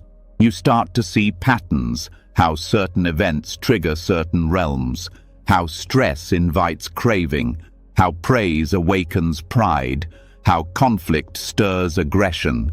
This insight turns your life into a living meditation. The classroom never ends. This map is not used to bypass. It's used to return, to drop deeper into presence every time the mind tries to escape through reaction, through distraction, through collapse. Even the realm of the Titans, those constantly fighting to climb higher, teaches something. It reveals how competition rooted in insecurity breeds suffering. You see it in yourself when others succeed and you feel threatened. You see it in others when praise becomes pressure. And instead of getting caught in the battle, you breathe. You step out. Not every moment offers resolution, but every moment offers awareness. And that awareness, practiced over time, becomes resilience, not because you're tougher, but because you're freer. The 31 realms are not fantasy. They are reflections of lived experience. They are tools for recognition. They expand your understanding of what it means to be human, to suffer, to grow, to return again and again to clarity. And eventually, you don't need to know which realm you're in. You just stay present. You breathe through the storm. You walk through the fog. You sit through the fire. And you trust that awareness itself is the home beneath it all. So now, return to your breath. Let the map settle into the background. Let this moment be what it is. Without escape, without grasping. You are not lost. You are just passing through. And when you begin to see the mind as a traveler, when each emotional state is recognized not as identity, but as location, there comes a moment where you ask, how do I return to center? Not as a concept, as an experience. When awareness moves through high and low, through ease and confusion, is there a structure that holds it steady? Something silent and balanced, something that doesn't react, just holds. This is where the practice of mandala begins. Not as art, but as architecture of the mind. Mandala means circle, but its meaning is far wider. In Buddhist tradition, a mandala is a sacred map. It represents the structure of reality itself, both external and internal. It reflects how awareness can be arranged, purified, focused, not through control, but through symmetry, through proportion, through stillness formed with shape. In a chaotic mind, thoughts run in spirals. They scatter, push, pull.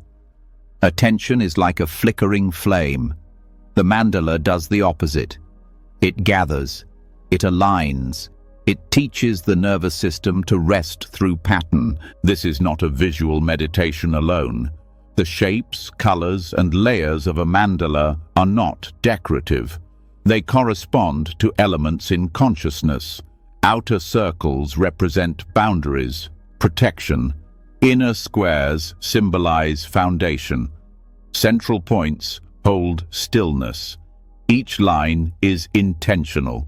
Each direction represents a movement of energy, a psychological shift, a spiritual principle. When you look at a mandala, not casually but with awareness, the mind is drawn in.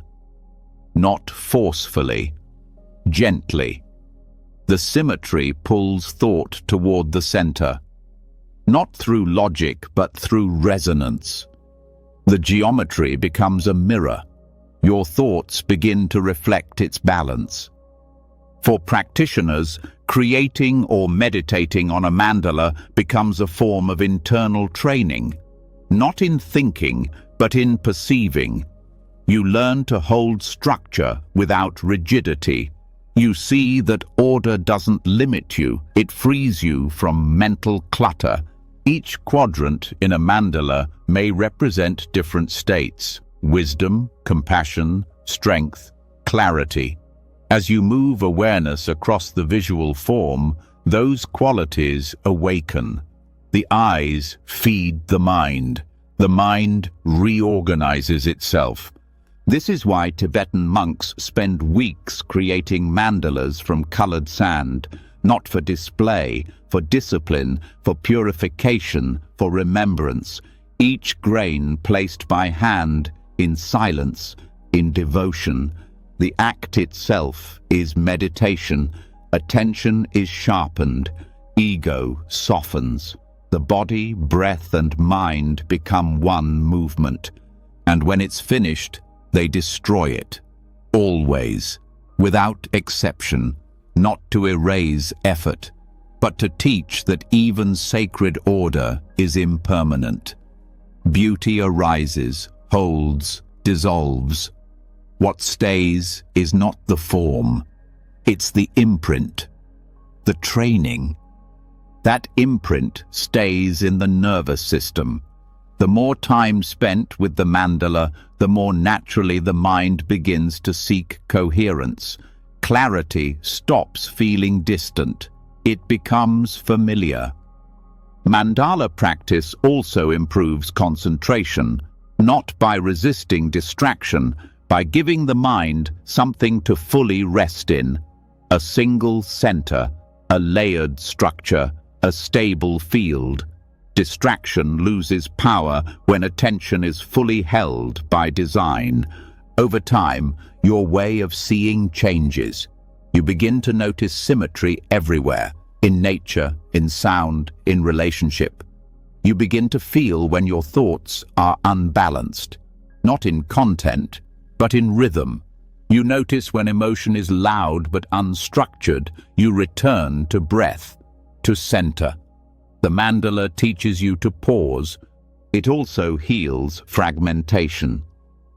Many people live split, part of the mind in memory, part in worry, part in image. The mandala reweaves attention. It draws all parts inward, not to collapse, but to unify. This is especially powerful in trauma work. Trauma fragments perception. The body holds tension. Thought becomes chaotic. The nervous system can't find rhythm. Mandala practice restores rhythm, slowly, gently. It doesn't demand change, it offers form. The form allows safety. Within safety, release begins. The shapes are not arbitrary. Circles invite wholeness. Squares offer support. Lotuses open inward. Triangles point to transformation. Each symbol trains attention. Each line becomes a breath. The gaze softens. The mind slows. Even the colors hold meaning. Blue for clarity, white for purity, red for vitality, green for compassion, yellow for groundedness. These aren't rules, they are frequencies. You begin to feel their effect, not intellectually, but energetically. Meditation on mandalas is not analysis, it's presence. You let the form teach you. You don't interpret. You absorb. You let it speak to the body. And when you close your eyes, the shape remains. The internal structure echoes. You see its center. You feel its stillness. Thought passes, but doesn't grip. Emotion arises, but doesn't flood. There is space, order, silence. Some mandalas include deities at the center. These are not figures to worship, but qualities to awaken. Just as deity yoga dissolves separation between self and symbol, mandala practice makes qualities spatial. You don't become the center, you return to it, and from there you respond to life. This practice also teaches boundaries, not as walls, but as circles of awareness. What do you allow in? What do you hold close? What do you protect? The outer circles teach you how to contain your energy, to stop scattering, to remain aligned. This alignment affects behavior. You start to speak with more intention, move with more care, think with more focus, not from force, from balance. The mandala reflects the deepest law of inner life. Form holds freedom. Just as a river flows because of its banks, the mind flows when held in structure. Chaos is not creativity. Structure is not confinement. When held together, they become clarity. This clarity leads to mental spaciousness, a sense that even when things are difficult, there is room. You are not trapped in reaction. You see the pattern. You sit in the middle. You move from stillness. Mandala practice also supports other forms of meditation. It trains you to recognize center, to return to it, to stay with it through distraction. Even when the form is no longer present, the habit remains. The more you train, the more your mind becomes like a mandala, layered, balanced, luminous, impermanent. You stop chasing experience. You rest in structure. You move with awareness. This doesn't make life predictable. It makes your response stable. Even when the external world moves in patterns you can't control, the internal world remains ordered. You carry the mandala within you, and in that center, you are never lost. So now let the shapes fade, let the colors dissolve, let your breath be the circle, let awareness hold the symmetry. Nothing to add, nothing to remove. Only the quiet pattern of presence, opening and returning, again and again, to stillness. And when the structure has settled, when the mandala dissolves into the body like breath into silence, clarity begins to show you something else, something hidden, something constant. Patterns, thought cycles, emotional echoes, recurring movements of the mind that repeat not once, but endlessly. They rise the same way, feel the same way, end the same way, and they feel real, not because they're true, but because they're familiar. This is the engine of samsara. In Buddhist teachings, samsara is often described as the cycle of birth and death, but its meaning runs deeper than the physical. Samsara is the endless loop of mental formations, the constant recycling of desire, fear, opinion, identity. It is not one thing, it is repetition, not only across lifetimes, but moment to moment, thought to thought. To see samsara clearly is to see how your mind runs a script. Not because you chose it, because it was installed through memory, reaction, survival. The script has one job: continue itself, even if it brings suffering. This script is algorithmic, a chain of cause and effect. Something happens. You feel a sensation. That sensation triggers thought. That thought triggers emotion. That emotion leads to action. The action creates new conditions, and the loop starts again. You don't suffer because of one thought. You suffer because you loop, not once, daily, hourly, without seeing it. Insight meditation exists to interrupt the loop, not by force, by observation, not by changing the content, by watching the pattern. When you sit in meditation and the same thought appears again, judgment, regret, craving, you have a choice. You can follow it or you can observe it. When you observe it without engaging, something new happens.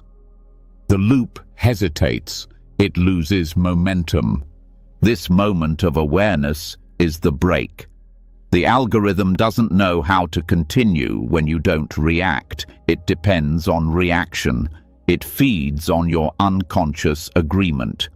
Insight meditation teaches the mind to see clearly, to witness the pattern forming without becoming part of it.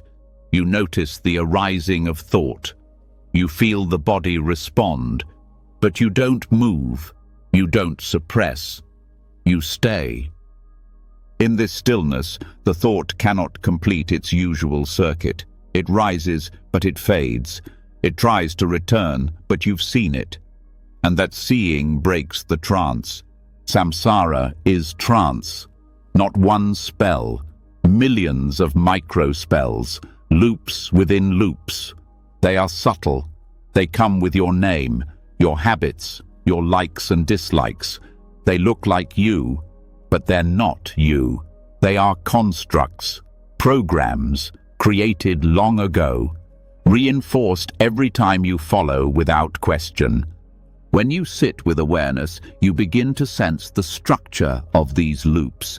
You feel how each craving has a story, each fear has a familiar voice. The mind isn't generating something new, it's recycling.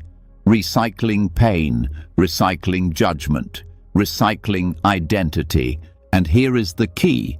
Nothing changes until you stop reacting, not suppressing, not fixing, stopping the reaction, watching the impulse rise and pass without moving toward or away. In that space, the loop doesn't end. It loses power. One of the most powerful insights in Buddhism is that what you resist strengthens, what you observe weakens. Because resistance is also energy. When you push against a loop, it tightens. When you watch it, it loses form. This is the heart of insight meditation, not focusing on an object, but turning the light inward. Watching thought. Watching the watcher, not to judge, not to explain, to see. And what you begin to see is not only your pain, but your habits, the automatic path your attention takes. Like a river carving the same groove, you feel it before the thought forms, a tilt of attention, a pressure in the chest, a subtle restlessness. This is the algorithm preparing to run, and when you catch it early, when you notice that tilt, you create a gap, a small pause, a chance to choose. Insight doesn't give you control, it gives you space. In that space, freedom grows. Choice becomes real. You don't react because you're supposed to. You respond because you're aware. The loops are layered. Some are obvious. Old stories, old fears, but others are buried. Identity-level assumptions. I'm this kind of person. People always treat me this way. I can't change. These are the deep loops, the code beneath the code. To see these requires silence, stillness, attention without conclusion. You can't think your way out. You watch, you stay, you feel. And then something shifts. The story becomes visible as story. The thought becomes object, not identity. The loop doesn't vanish, but it becomes optional. Over time, your nervous system adapts. The charge that used to come with certain thoughts weakens. The body doesn't tense in the same way. The emotion doesn't stick. You start to feel that awareness is not in the thought, it's around it. That shift is not subtle. It changes your baseline. You don't need to be right. You don't need to defend. You don't need to run. You are no longer trapped in the loop. You are watching the wheel turn without being spun by it. This awareness also applies off the cushion. In conversation, you feel the familiar pull to interrupt. You see the story forming about being ignored, but now you pause. You breathe. The loop is visible, and that visibility is power. At work, at home, in silence, the same principle applies. What you react to owns you.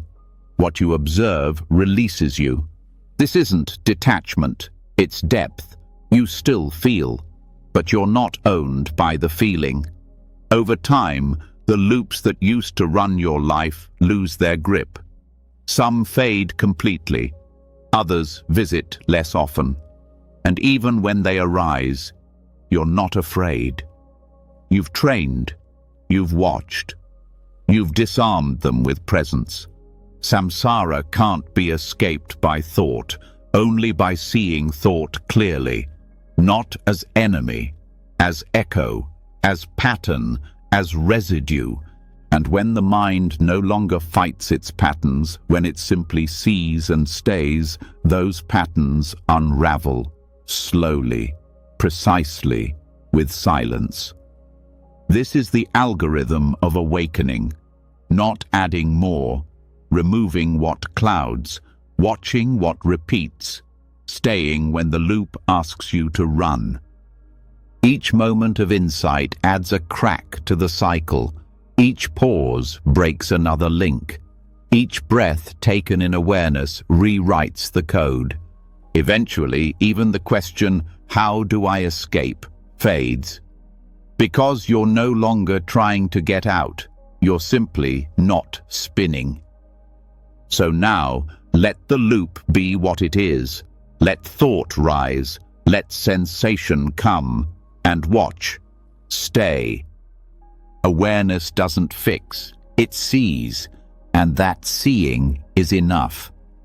And once the loop begins to weaken, once the mind stops chasing its own tail, something unusual starts to appear.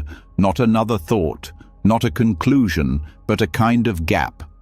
A stillness behind everything.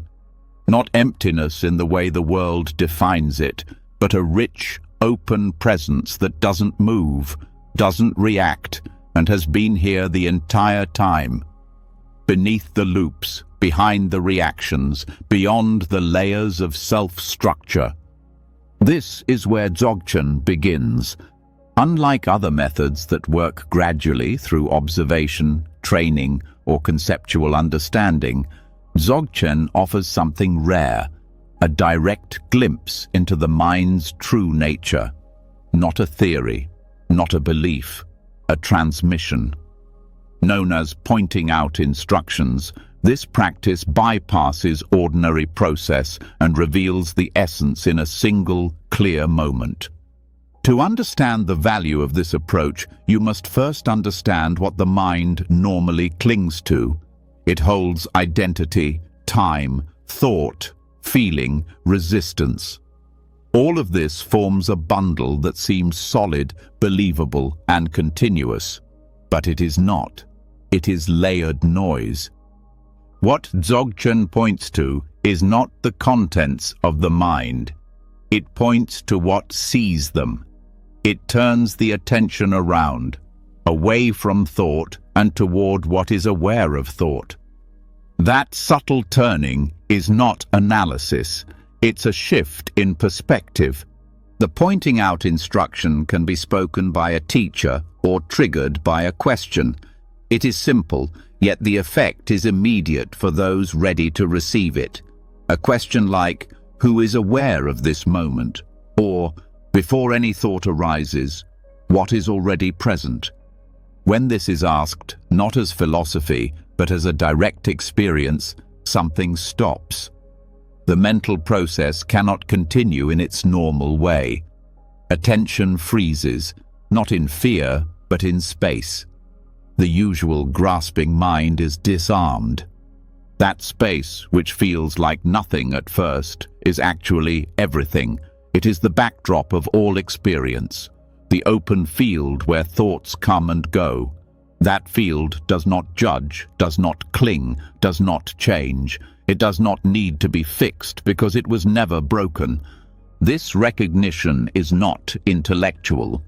In fact, trying to grasp it with thought ruins it. The mind tries to understand the nature of mind, but that's like fire trying to burn itself. It cannot be done. What can happen instead is recognition. Recognition is not built. It is uncovered. It's sudden and it's unmistakable. When it happens, even briefly, the feeling is clear. The one watching is not a person, not a voice, not an emotion. It is pure awareness, unstained, effortless, and already complete. This is why Dzogchen is considered radical. It does not require years of purification before giving a glimpse. It gives the glimpse first and lets the rest of the path fall into place around that knowing. It does not mean the glimpse is stable. Many lose it within seconds. But even the briefest encounter shifts the axis of perception. Afterward, something has changed. Thought loses authority. Emotion loses control. Identity no longer defines reality. The point is not to stay in this recognition permanently, not at first. The point is to return again and again until the recognition becomes so familiar that the mind no longer doubts it. Dzogchen teachers often describe the practice as resting. That word is important. Not efforting, not concentrating, resting. In what? In awareness itself. You are not looking for peace. You are resting in the space that is already peaceful. This rest does not mean passivity. It means non-interference. Experience arises. Thought, sound, sensation. But none of it grabs. None of it sticks. You don't stop anything. You don't hold anything. You let awareness be aware. There is no mantra, no breath count, no visualization, just direct, naked attention turned inward, then left untouched. The moment you try to shape it, you lose it. The moment you relax completely, it's there. This is not about removing thoughts. In Dzogchen, thoughts are not the problem. Believing them is. Identifying with them is. In the clear space of awareness, thoughts can rise and pass like birds through the sky. The sky is never damaged. This metaphor is central. The mind is not a container. It is the sky. Emotions are weather, temporary. Thoughts are clouds, passing. Recognition is the return to the sky itself again and again until it becomes home. Dzogchen teaches that this recognition is available in every moment. You don't need special conditions. You don't need a perfect mood. The only obstacle is distraction, the habit of looking outward, chasing meaning, following the next thought. The instruction is always the same. Stop. Look, not with eyes, with awareness. What is looking right now? Before the thought, before the name. What is seeing this? That pointing, when received sincerely, is enough. This practice also bypasses emotional reactivity in a unique way. When emotion arises, you don't resist, you don't indulge, you look at who is aware of the emotion. You don't ask what the emotion means, you ask who is experiencing it. In that question, you don't find an answer. You find openness. This openness is not empty, it is vibrant, alive, awake. It does not collapse under pressure. It is the one thing that doesn't move when everything else does. In Dzogchen, there is a term called Rigpa, pure awareness. Not awareness of, just awareness. It is not something you develop. It is something you recognize. When Rigpa is present, the mind becomes clear without effort. Perception becomes direct. Life becomes fluid. But Rigpa is delicate in the beginning, easily covered, easily forgotten. The practice is to keep returning, to keep looking, not outward, but into the stillness behind perception. There is no object to hold, no thought to examine, only the awareness noticing all of it. This simplicity is why the practice feels so vast. The entire world of complexity fades. What's left is direct contact with life as it is, without distortion. And in this contact, compassion naturally rises, not as a strategy, as a state. When awareness is not bound to identity, it includes everything. It sees the pain of others as not separate. It responds without needing a reason. The mind that rests in its true nature doesn't react out of habit. It meets life with clarity, even in difficulty. That doesn't mean it's never shaken. It means it returns quickly. It trusts stillness more than story. Over time, you begin to recognize when you've left the view, not with guilt, but with awareness. You return, you rest, you stay until the mind quiets and the natural presence returns. This path is not about becoming someone new. It's about dissolving everything that blocks what is already awake. Dzogchen doesn't reject any other practice. It includes them, but it leads with recognition. It uses the direct experience of mind to reframe all effort. Once you've tasted the ground, every step becomes lighter. So now, allow this moment to be enough. Drop effort. Drop looking. Let awareness settle into itself. What sees does not need to be improved. What watches does not need to be named. Just rest. No technique, no control. Let the silence hold you. And in that, The nature of mind reveals itself, uninvited, unshaken, unbound. And when awareness rests in itself, untouched by thought, undisturbed by feeling, even the most difficult parts of experience begin to surface. Not to distract, to be seen, to be welcomed, because what remains hidden never transforms. And the more awareness deepens, the more it reveals. Not just peace, but poison. The teachings of Tantra do not divide life into pure and impure. They do not ask you to escape your emotions or silence your instincts. They ask you to turn toward them, especially the ones you've avoided, especially the ones you've labeled bad: anger, desire, pride, envy, ignorance. These are not flaws to suppress. In Tantra, they are fuel. If used wisely, they do not destroy. They liberate. The 5 poisons are not separate from your mind. They are the raw energies that, when misunderstood, cause suffering.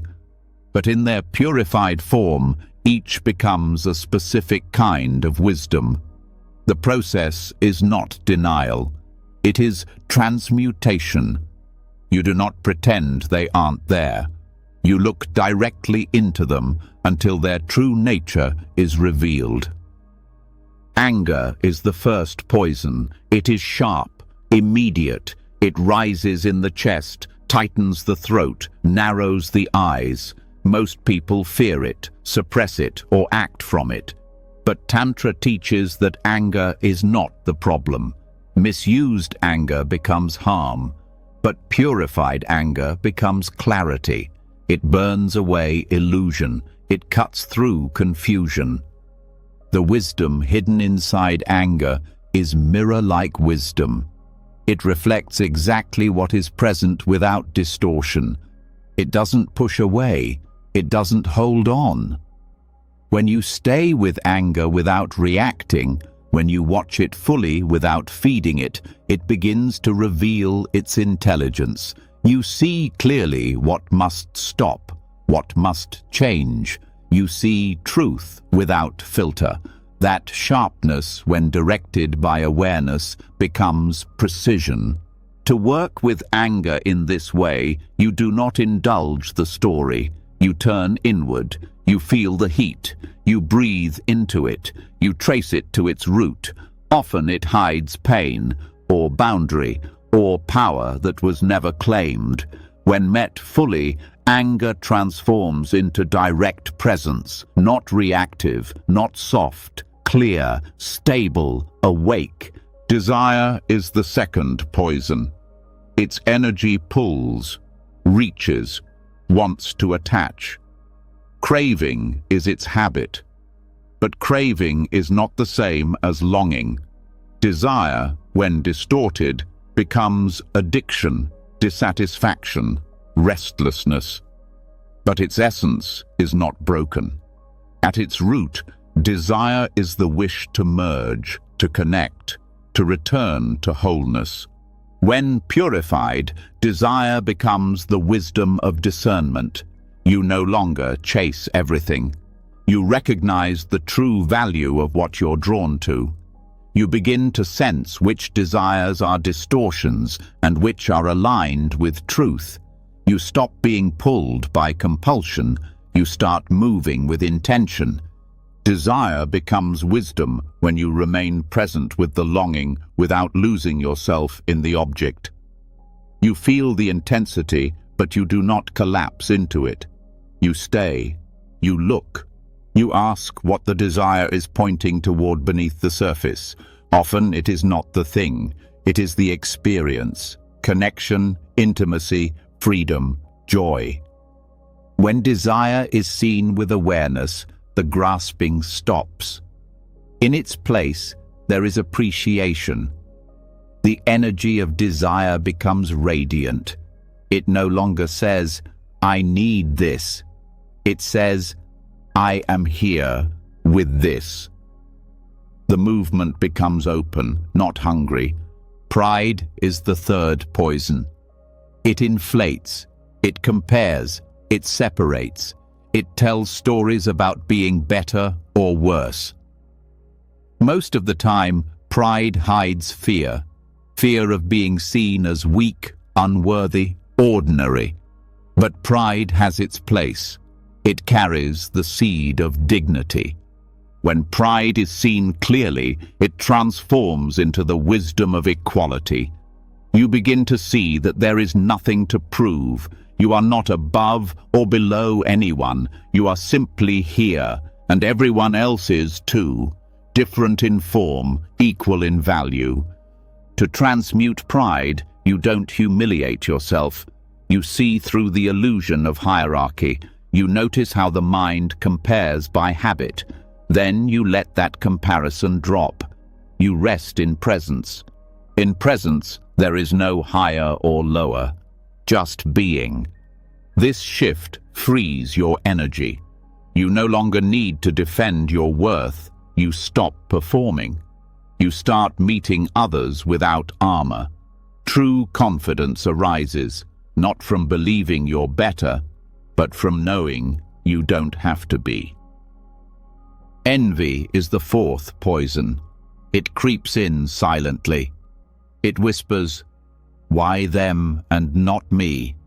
It contracts the heart. It breeds resentment. But its root is not evil. It's longing for a potential you haven't yet claimed. Envy, when met with awareness, becomes the wisdom of accomplishment. It shows you what matters to you. It reveals your hidden values. The practice is to notice envy without shame, to ask, what part of me wants to grow in this direction? When you feel envy and pause, you begin to see it not as judgment of others, but as information about yourself. It points to a quality you admire, a capacity you desire to develop. This is not wrong, it is guidance. You begin to celebrate what you see in others because you no longer believe it is missing in you. You know that recognition is a mirror, that every spark of admiration is also a signal of possibility. Envy dissolves, joy remains. Ignorance is the fifth poison. It is not stupidity. It is forgetfulness. It is distraction. It is the tendency to sleepwalk through experience. It avoids, numbs, drifts. It covers awareness with dullness. But at its root, ignorance hides a deeper quality: openness. The mind that forgets is also the mind that can begin again. The blankness can be transformed into spaciousness. When ignorance is met with awareness, it becomes the wisdom of spacious mind, not busy, not frozen, open, clear, receptive, not trying to control, not rushing to label, simply resting in what is.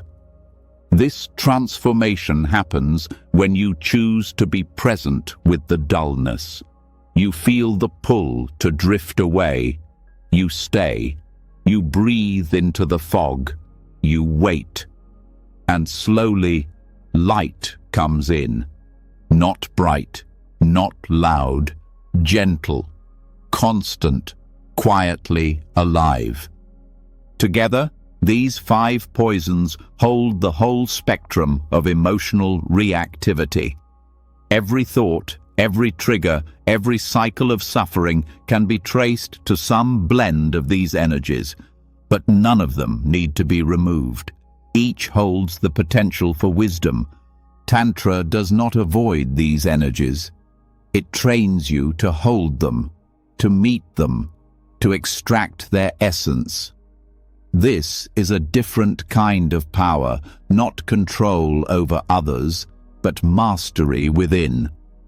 You become unshakable, not by being untouched, but by knowing how to work with everything that rises. This path demands presence, honesty, the willingness to feel fully without reacting blindly, the courage to let go of the identity that clings to being wounded, the trust that your most intense emotions are not flaws, but gateways. This is not easy work, but it is real, and it brings you into deeper contact with your own strength. Over time, these transformations become your nature. You no longer fear anger, you respect it. You no longer collapse into craving, you observe it. You don't mask pride, you release it. You don't feed envy, you learn from it. You don't fight ignorance, you wake up inside it. This is what it means to transmute, not to escape what hurts, but to let it become what heals. So now, whatever arises, let it come. Watch the poison, feel the heat, breathe through the reaction, and stay. The wisdom is already inside. Let it reveal itself. Let the fire purify. Let the storm pass through. You do not need to be perfect. You only need to be present. And once the poisons begin to change form, once anger becomes clarity, desire becomes discernment, and ignorance gives way to space, a new kind of energy begins to stir in the body. Not raw or reactive, but refined, aware, alive, and steady. But this energy, if not balanced, can scatter just as easily. Transformation creates movement, and movement needs direction. It needs grounding. This is where the breath becomes the bridge. Vajrayana practice offers one of the most direct methods for rebalancing the system after emotional and energetic release, the 9-round breathing technique. At first glance, it appears simple, a breathing pattern done in a specific order. But its impact is profound because it works on the level most people ignore, the flow of inner wind or lung that carries thought and feeling through the subtle channels of the body. In Vajrayana, it is understood that the mind does not travel alone. It rides on breath, not just the air in the lungs, but the energetic breath, prana, wind, movement. Every moment of reactivity, every fixation, every emotional surge is mirrored by a disturbance in this wind. Calmness, clarity, and stability arise when the wind is flowing evenly. That is the purpose of this practice, not just to calm, but to harmonize, not just to feel better, but to stabilize the mind on a deep, structural level. The practice begins by sitting with a tall spine, relaxed shoulders, and natural awareness. The posture itself becomes a signal to the nervous system. Something is shifting. Something is becoming still. One hand rests on each knee, the gaze softens, and the body becomes a vessel for attention. The breathing pattern follows a very specific rhythm. You begin by exhaling through one nostril while gently closing the other with your finger. You inhale through the opposite side, then switch.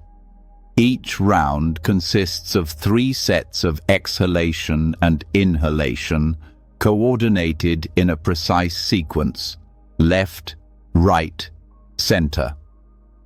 These aren't arbitrary directions.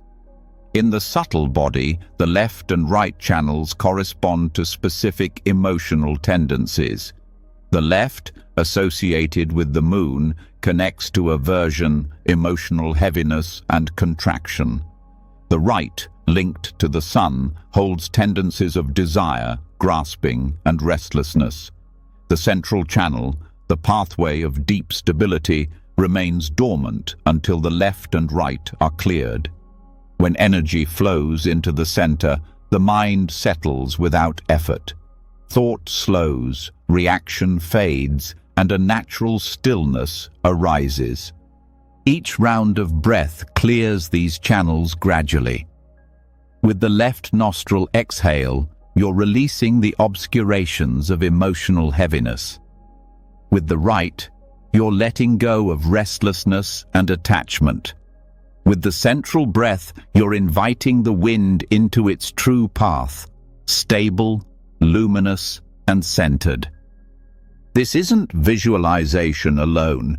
It's physiological and energetic at once.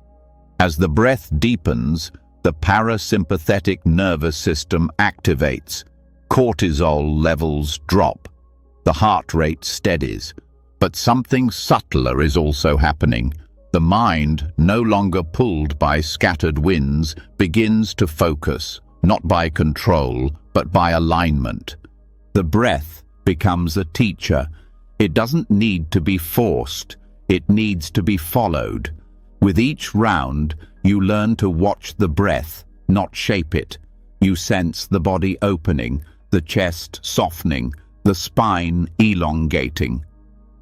Attention returns to the present, not because you try, but because there's nowhere else it needs to be.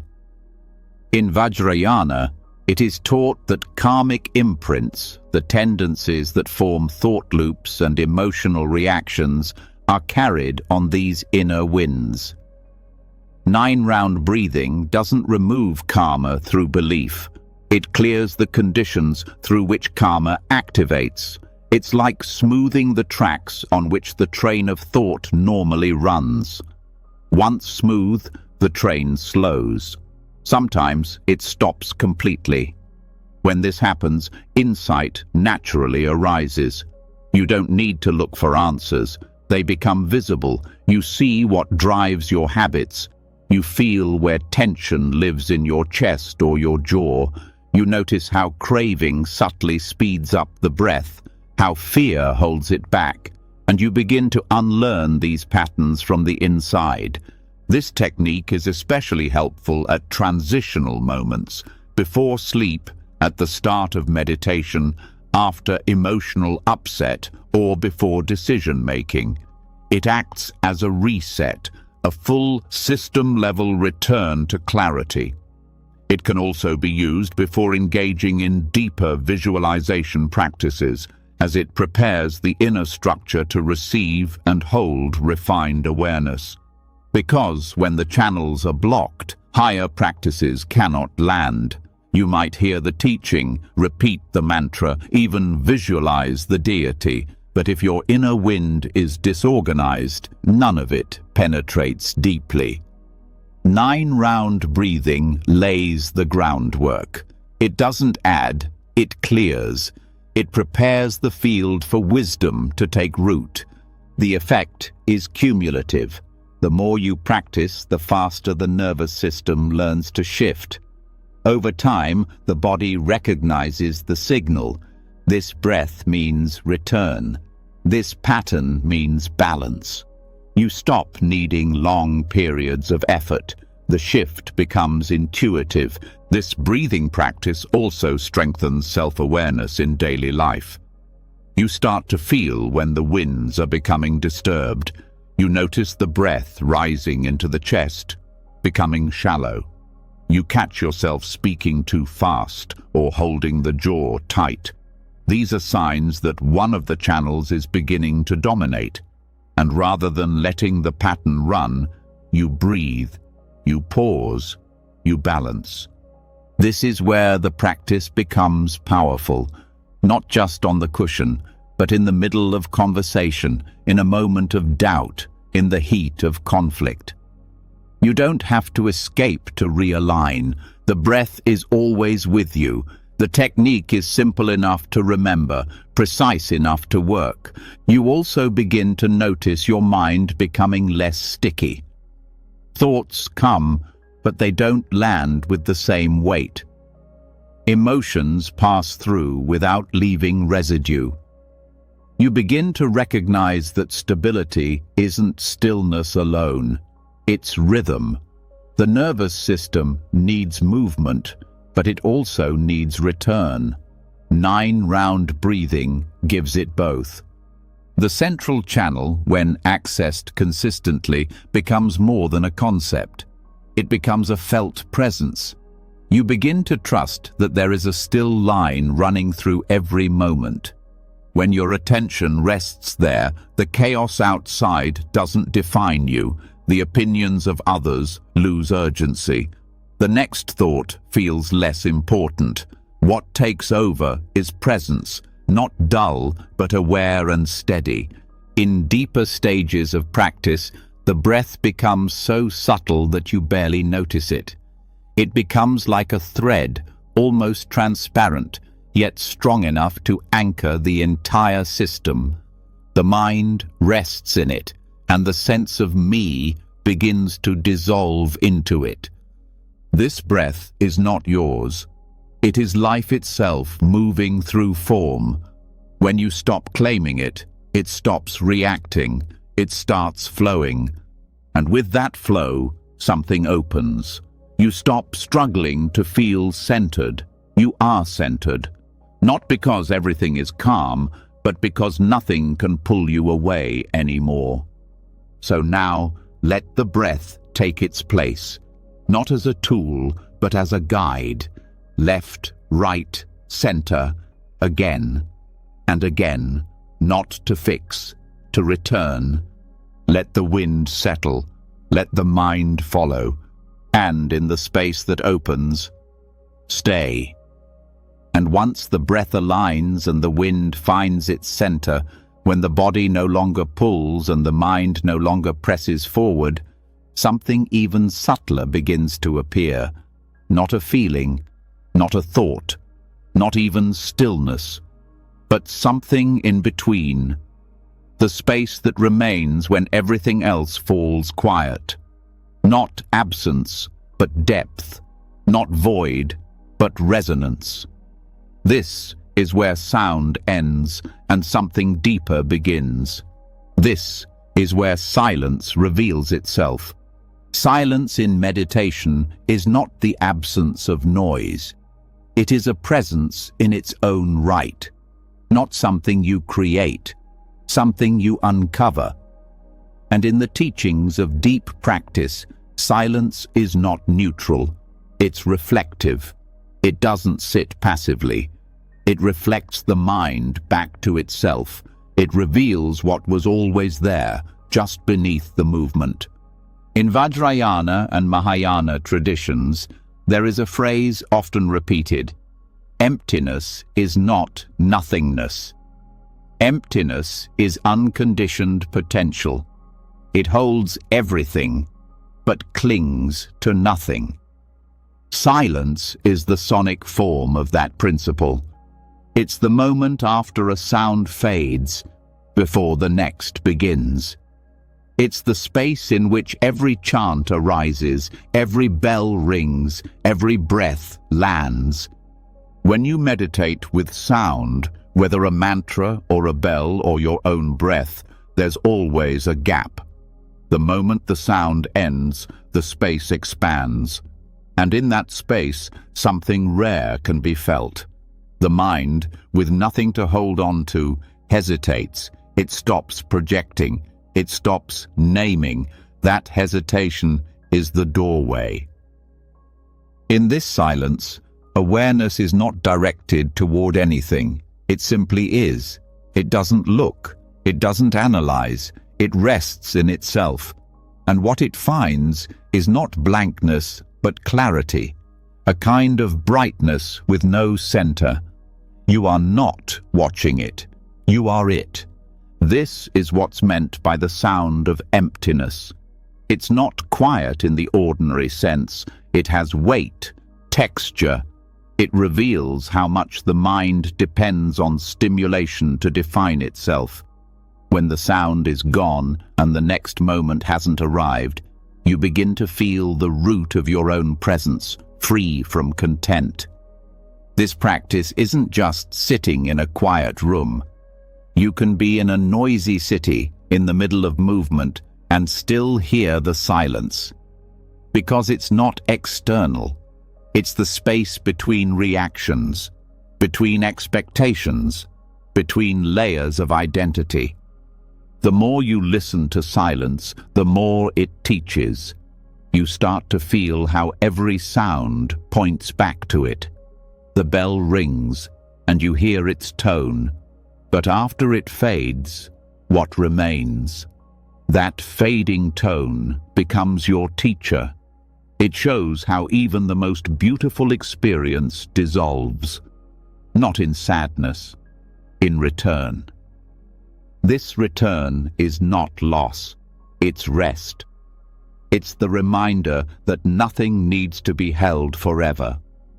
Every sensation is born in silence and returns to silence. That rhythm is the rhythm of impermanence. The more you feel it, the less you grasp. As you practice, your attention becomes more refined. You stop chasing content. You begin to explore the gaps. You feel the moment after a thought, the space before a word, the breath before speaking. These are not empty spaces. They are alive. They hold stillness without tension. Silence also reveals your mental habits. The discomfort you feel in its presence isn't because silence is lacking, it's because the mind is addicted to noise. Silence shows you what happens when that addiction isn't fed. The restlessness, the urgency to move, the impulse to think. These rise to the surface, and if you can stay with them, they pass. What's left is peace, not because you forced it, but because it was always there beneath the noise. This form of listening is different than hearing. It's not about sound, it's about attention. Listening to silence means becoming silence. No separation, no observer, just awareness, open and without edges. Over time, this listening becomes a habit. In daily life, you begin to sense the silence beneath speech. In music, you notice the rest as much as the notes. In conversation, you hear the quiet between words. Even in conflict, you find the space behind reactivity. This doesn't make you distant, it makes you receptive. You start responding from a deeper place, not from thought, from presence. Because silence doesn't interrupt life, it supports it. It gives everything its shape. The more you rest in it, the more your nervous system recalibrates. The stress that once pushed you forward starts to soften. You stop rushing to fill every moment. You let things arrive, and just as importantly, you let them go. Silence also becomes the ground for deeper insight. In the space between thoughts, the patterns become visible, not as analysis, but as recognition. You see the habits forming, the beliefs repeating, the emotions surfacing, and you don't need to do anything. The seeing is enough. The silence gives you room to see without reacting. It is also where compassion deepens. Because in silence, the need to defend disappears. The ego softens. You hear others more clearly, not just their words, but what's beneath them. You listen without preparing your reply. You stay present without needing to change anything. Silence is not withdrawal, it's inclusion. It holds all things without resistance. You begin to sense that stillness is not separate from action, that you can move from silence, speak from silence, love from silence. As your relationship with silence grows, so does your stability. You stop needing to prove yourself through noise. You trust what doesn't speak. You trust what doesn't demand attention. And when life becomes loud again, when emotion surges, when thought races, you know how to return. Not by escaping, by listening, not for sound, for what's underneath. Silence becomes your refuge, your compass, your mirror. You no longer treat it as emptiness to be filled. You see it as fullness revealed. So now, as you rest again, let the silence be what it is. Don't chase a feeling. Don't wait for a sound. Let what fades dissolve. Let what remains remain. And let the stillness between everything guide you back to the place you never left. And when silence becomes the teacher, when the space between sound begins to feel more honest than the sound itself, a deeper shift becomes possible, not in emotion, not in thought, but in how perception itself is happening, because even stillness, even peace, still appears to a center, a place from which awareness moves outward. But what if that direction is reversed? What happens not when you look at silence, but when silence looks at you? This is the core of a non-dual practice so direct and subtle that it doesn't aim to calm the mind or analyze its content. It goes before content. It turns perception around. Instead of focusing on what you see, it asks who sees. Instead of organizing around thoughts or feelings, it asks what is aware of thought before thought says anything about it. In most moments, awareness is projected outward. You see objects, you hear sounds, you feel sensations, and you relate to them as a subject encountering something separate. This outward movement defines ordinary consciousness, but non-dual practice begins when you pause that outward motion and allow awareness to turn back, not toward memory, not toward concept, but toward itself. This turning is not philosophical, it is experiential. The moment awareness is no longer reaching toward something, it starts to recognize itself. There is no object, no identity, only the presence that sees, hears, and knows. And that presence is not a person. It has no boundary, no name, no history. It is the awareness you've always been, beneath every role, every thought, every moment of striving. This is called reversing the arrow of perception.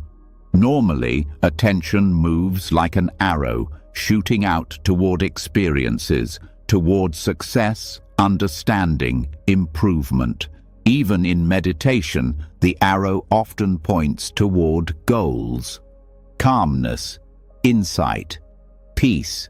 But when the arrow turns, when you allow the mind to look from awareness instead of ego, something profound reveals itself. The center collapses. There is no arrow, only seeing. This is not about watching your thoughts. That still contains a watcher. It's about letting go of the watcher entirely. It's about not just asking, what am I aware of, but what is this awareness itself, before anything is known. This movement, or rather this unmovement, creates an entirely different state of being. Thought may continue, sensation may arise, but there's no self grasping at any of it. The sense of me as thinker, feeler, doer, the one who has a life, begins to fade. Not in a negative way, in a freeing way. What's left is openness, a presence that is not in time, a witness that does not separate. As this practice deepens, the illusion of control begins to dissolve. You see that the ego never really ran anything. It was just claiming ownership over what arose on its own. Thoughts arise, emotions rise. The ego says, I did this. But awareness simply sees. It doesn't control the stream, it allows it. This allowing doesn't make you passive, it makes you real.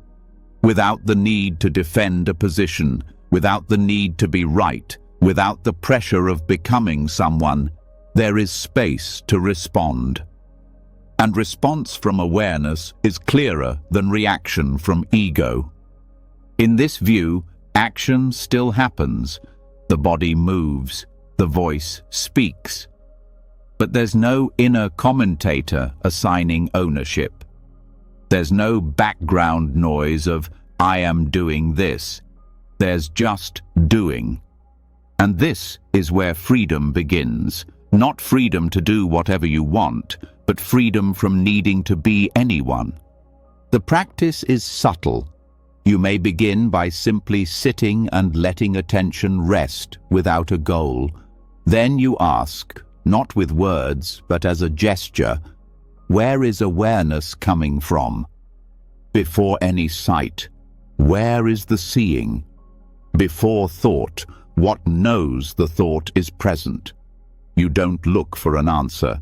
You rest in the direction of that question. Sometimes this brings a clear shift, a moment when the sense of a center drops. You feel like space itself. Sometimes it's quiet. A soft relaxation of the need to hold identity. Either way, it is real, and it grows with practice. You can also apply this reversal in daily life. When emotion rises, instead of asking what the emotion is about, turn attention back to the awareness of the emotion. Who feels this? Before the story, what sees the story forming? When in conversation, instead of being caught in thoughts about how you're being perceived, notice the awareness in which both your voice and the other person's voice arise. There's no one inside the head. There's only presence hearing presence.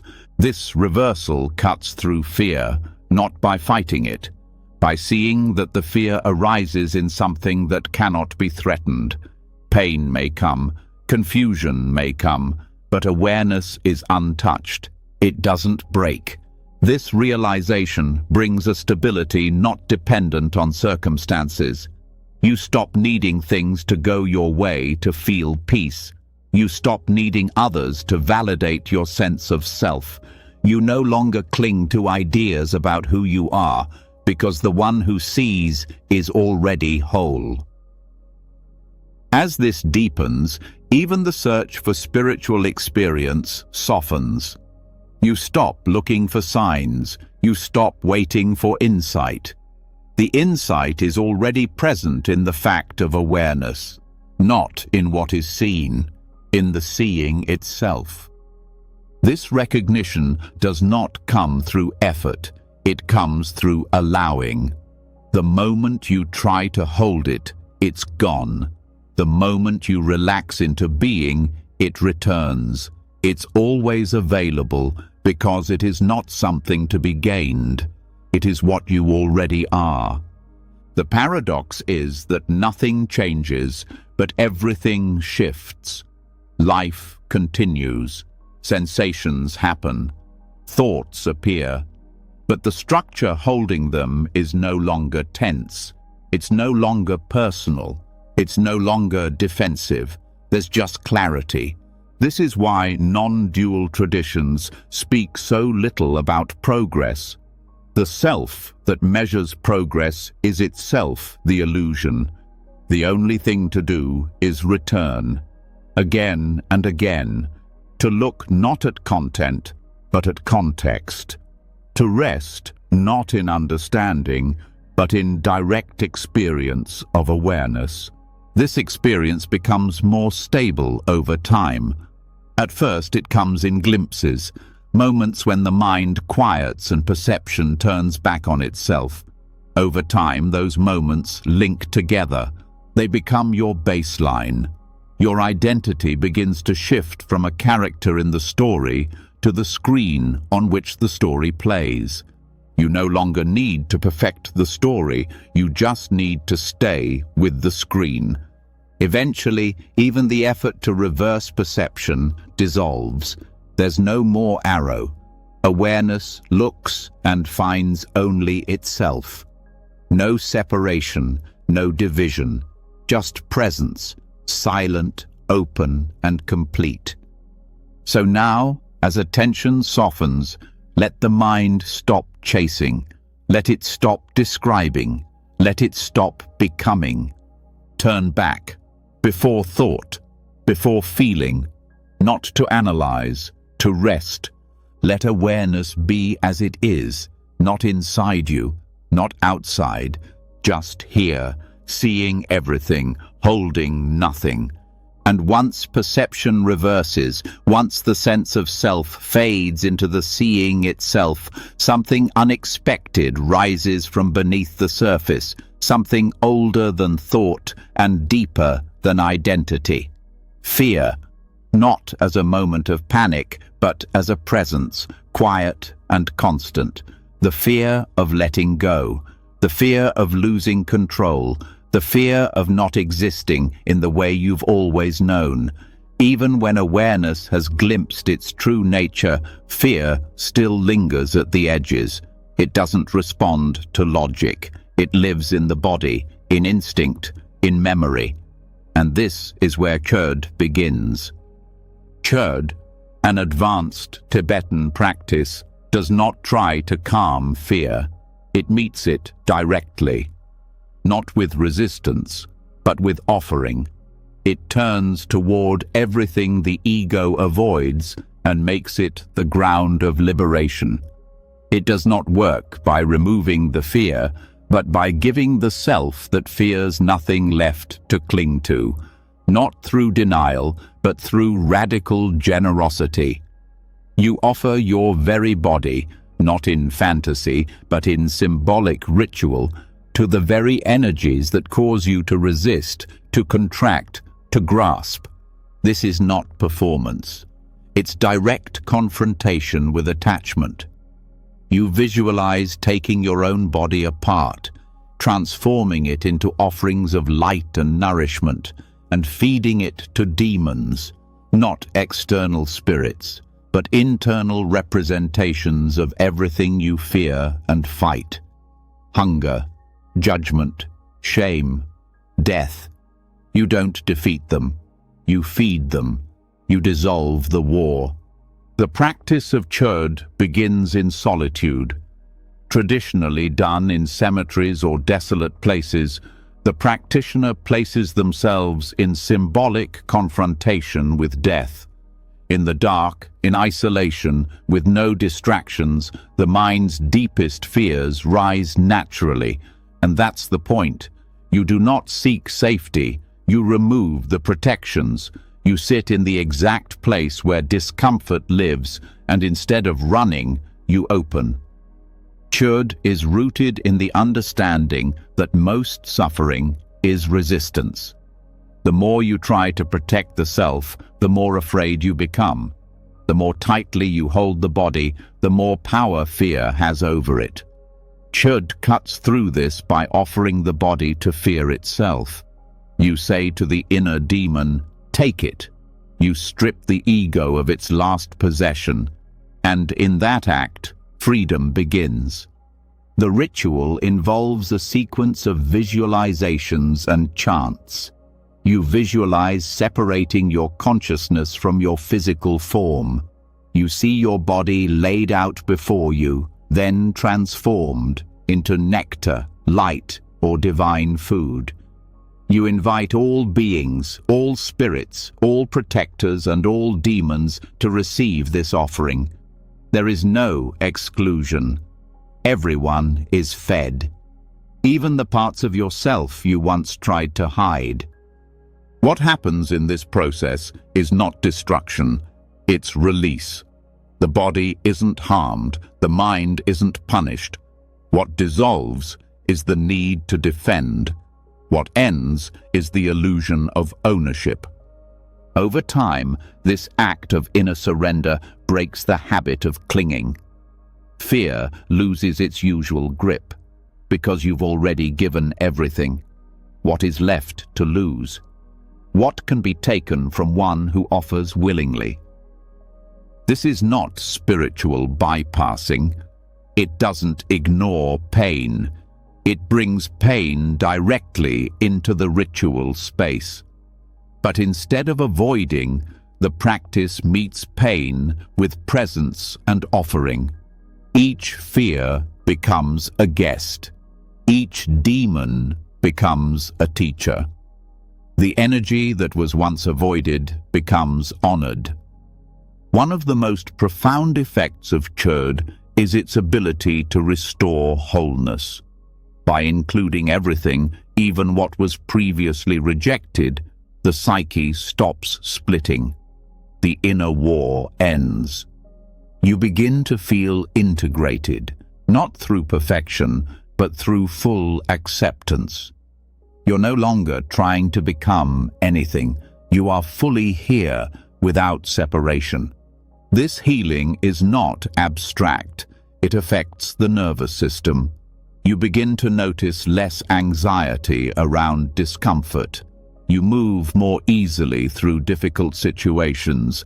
Your reactions soften, not because you forced peace, but because you stopped protecting the self that feared. That self no longer runs the system. Chöd is especially powerful for trauma, grief, and deep emotional blocks. It doesn't analyze them. It gives them space. It treats them as honored guests. You invite your wounds to the feast, not to be fixed, but to be fed. And paradoxically, when they are fed with attention, they stop demanding it. When they are welcomed, they stop controlling. The chants used in chöd are not empty repetition. They are vibrational tools designed to shift the subtle winds in the body. They prepare the system to hold intense emotion without collapse. They tune the practitioner into deeper rhythms. Sound and silence work together to steady the mind and body. The drum used in chöd, the damaru, creates a rhythmic field that mirrors the natural cycles of expansion and contraction. This rhythm supports the mind in releasing its normal storyline. The bell, often used alongside, symbolizes wisdom. Together, sound, visualization, and breath weave an immersive experience that allows the practitioner to stay fully present with fear without falling into it. As the practice continues, identity begins to loosen.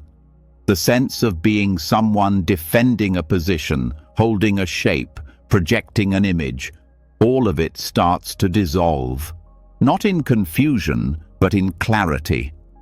You see that what you are cannot be harmed, because it isn't confined to the body or the story.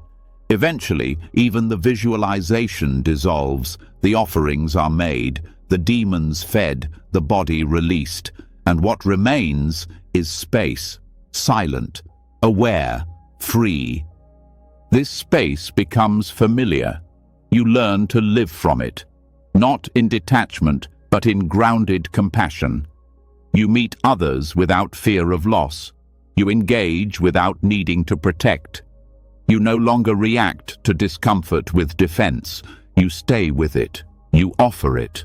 The deeper you go, the less you fear your own humanity. You allow pain. You allow joy. You allow confusion. You stop needing to hide any part of it, because you've practiced surrender at the most essential level. Chöd becomes a daily medicine, not just in ritual, but in relationship, in conflict, in silence. You notice fear arise, and instead of pulling back, you lean in. You offer presence. You offer breath. You offer what you used to guard. And as you continue, something changes. Fear is no longer the enemy. It becomes a signal, a call to return. Each time it arises, you know the path. Open, offer, dissolve. So now, as the silence settles again, let the body be light. Let the mind be still. And if fear appears, don't turn away. Let it come. Let it see that you have nothing to defend. Offer what remains, and rest in what's left behind. And once the offering is made, once even fear is welcomed and the body is no longer held as a shield, the field of awareness opens without resistance. But in that openness, A different kind of silence begins to call, one that can't be touched within the noise of daily life, one that doesn't rise in ceremony or vanish when the ritual ends. It calls for something deeper, a long pause, a full step back, not from practice, but from distraction, not from life, but from everything that covers it. This is the call to solitude, not as escape, but as a necessary return. In the yogic and tantric traditions, solitary retreat is not a luxury. It is medicine. It is a structured descent into the inner layers of being that cannot be touched in group settings or casual practice, and in its most potent form, it happens in nature, not for comfort, for clarity.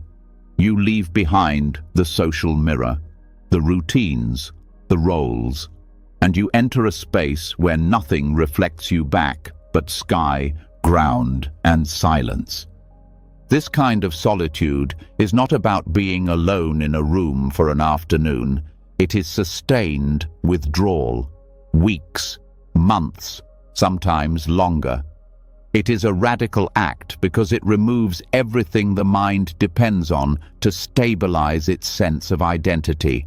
Without conversation, without schedules, without social roles, the mind no longer knows who it's supposed to be.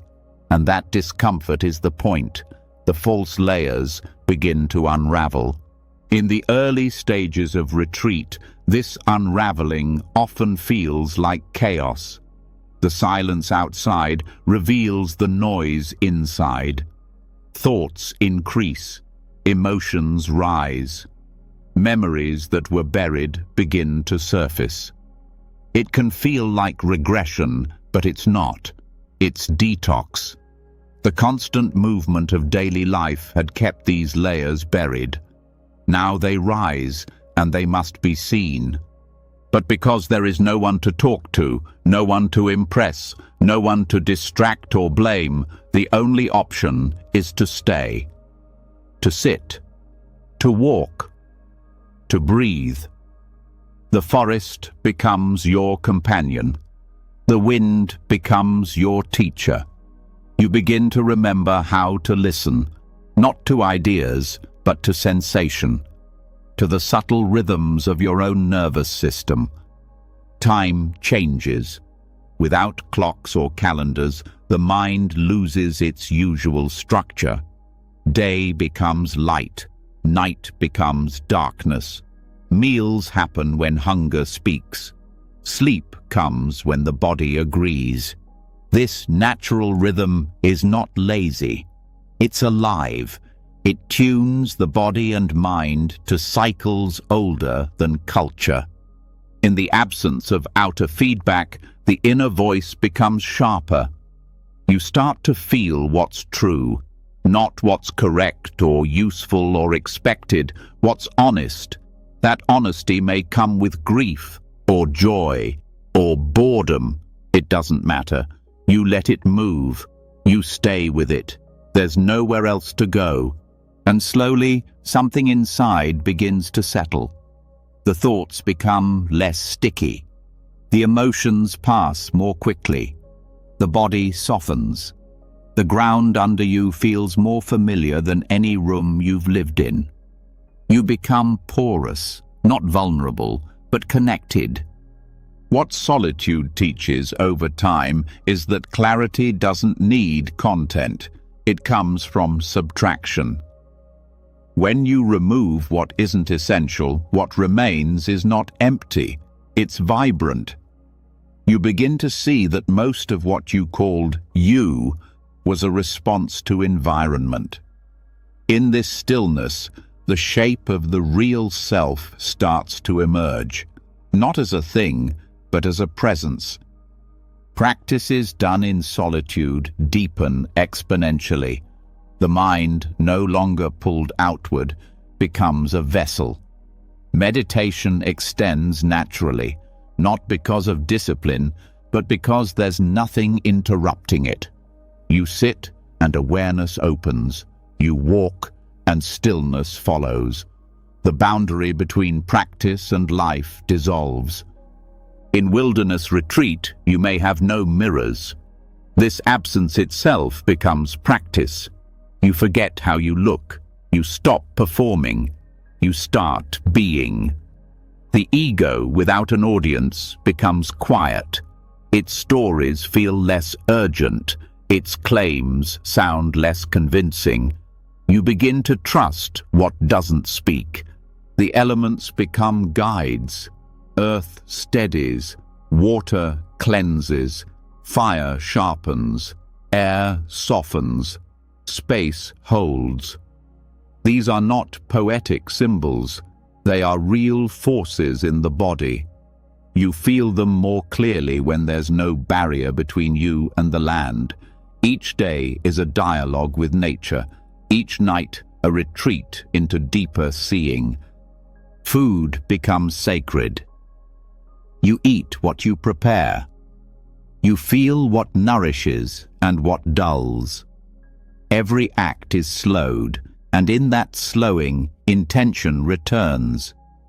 You no longer rush. You no longer consume for stimulation. You eat to live. You live to feel. One of the most significant effects of solitude is the end of comparison. There's no one to measure against, no race to win, no reputation to manage. The mind lets go of competition. It becomes simpler, kinder, less demanding. And in this simplicity, insights arise, not as ideas, but as shifts. You may realize truths you've known intellectually for years but never embodied. You begin to feel what it means to be grounded, not just think about it. You understand silence as healing, not absence. You find joy in repetition, meaning in effort. At a certain depth, you begin to sense the presence of something larger, not as a belief, as a direct experience. You feel supported by the space around you. The trees don't need your name. The sky doesn't judge. The rocks don't rush. You learn to be without defense, and in that openness, healing happens. The nervous system releases. The breath evens out. The old patterns lose their grip. You no longer identify with them.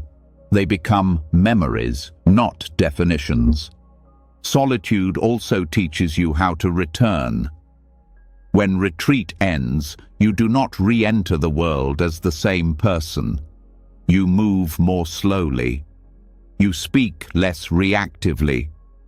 You hear what people say beneath their words. You stop taking everything personally. You begin to live more from the quiet space inside than from outer noise. This return is not always easy. The world has not changed, but you have. It may take time to adjust. You may feel the pull to re-identify with old roles. But now you know. You've tasted the difference. You carry the stillness with you. The greatest gift of solitude is the realization that you are not separate. In silence, in stillness, in aloneness, the illusion of separation breaks. You feel your place in the world, not above, not below, not other, just here, part of the rhythm, part of the whole. So now, let the stillness deepen. Let solitude not be something distant, but something alive in this very breath. No need for words, no need for mirrors. Just space, just presence, just you as you are, without defense, without shape, without end.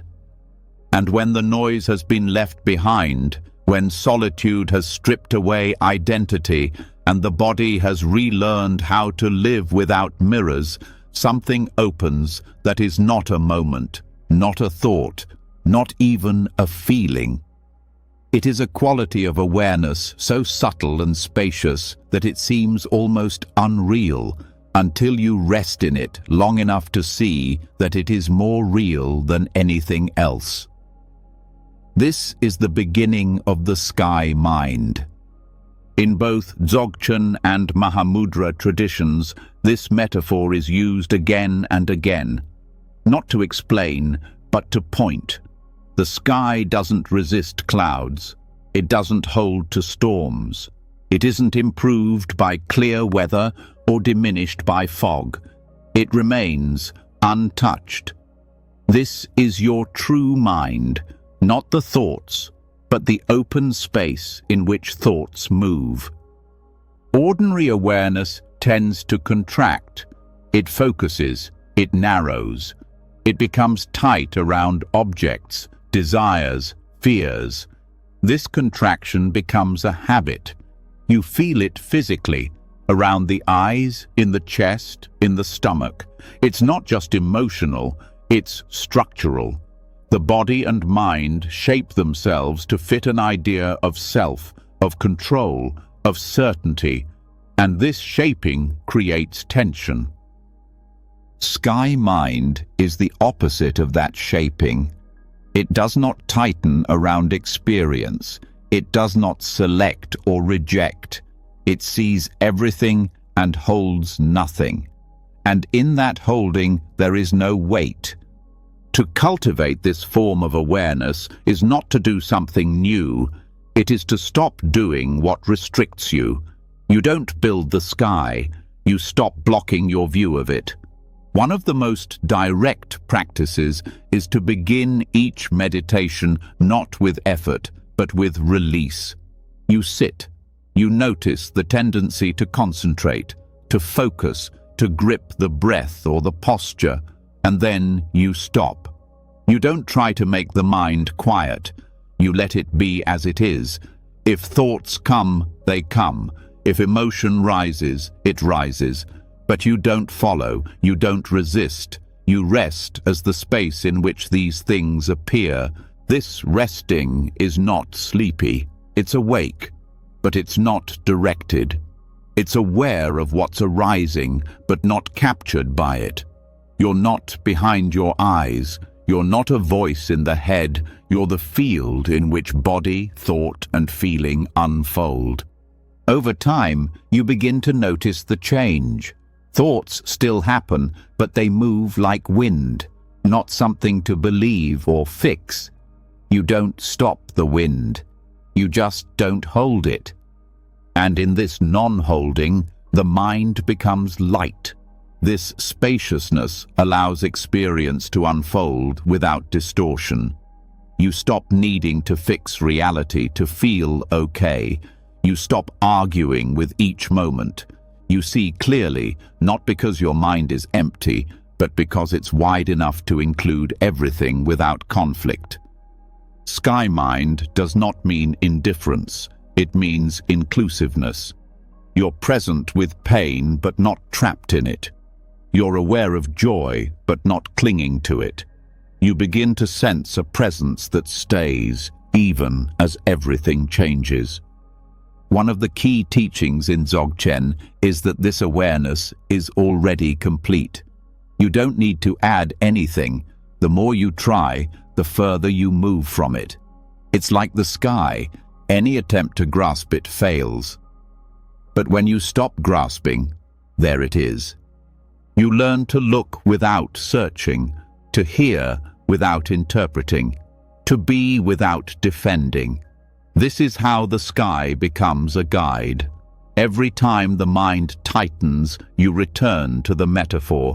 Is this thought like a cloud? Is this emotion passing? Can I stay as the space around it? Mahamudra offers a similar approach. You look at the mind, then look at the one who is looking. You reverse the gaze until there's nothing left to find, only vastness aware of itself. It doesn't matter what's happening in that space. The point is that the space itself is always stable. Thoughts arise and dissolve. Sensations change, but awareness holds. This awareness is not separate from life. It moves through action, through speech, through relationship. But when rooted in sky mind, you stop shrinking into reaction. You respond from wholeness. You don't lose yourself in the moment. You move with it. In daily life, sky mind changes how you relate to pressure. The deadlines, conversations, emotions, they don't land with the same intensity. Not because you're distant, but because you're not confined. You feel the contraction and release it. You speak from space. You walk from silence. You don't rush to fix what doesn't need fixing. This quality of awareness also invites deeper listening to others, to life. You hear what's between the words. You sense what's beneath the surface, because your awareness is no longer filled with your own noise. There's space for the world. This space is also deeply forgiving. It doesn't cling to old versions of yourself. It doesn't trap you in history. In the sky, nothing is held. Each moment is fresh. When you live from this view, the past softens, the future loosens. You stop needing to know what comes next. Sky mind also supports creativity.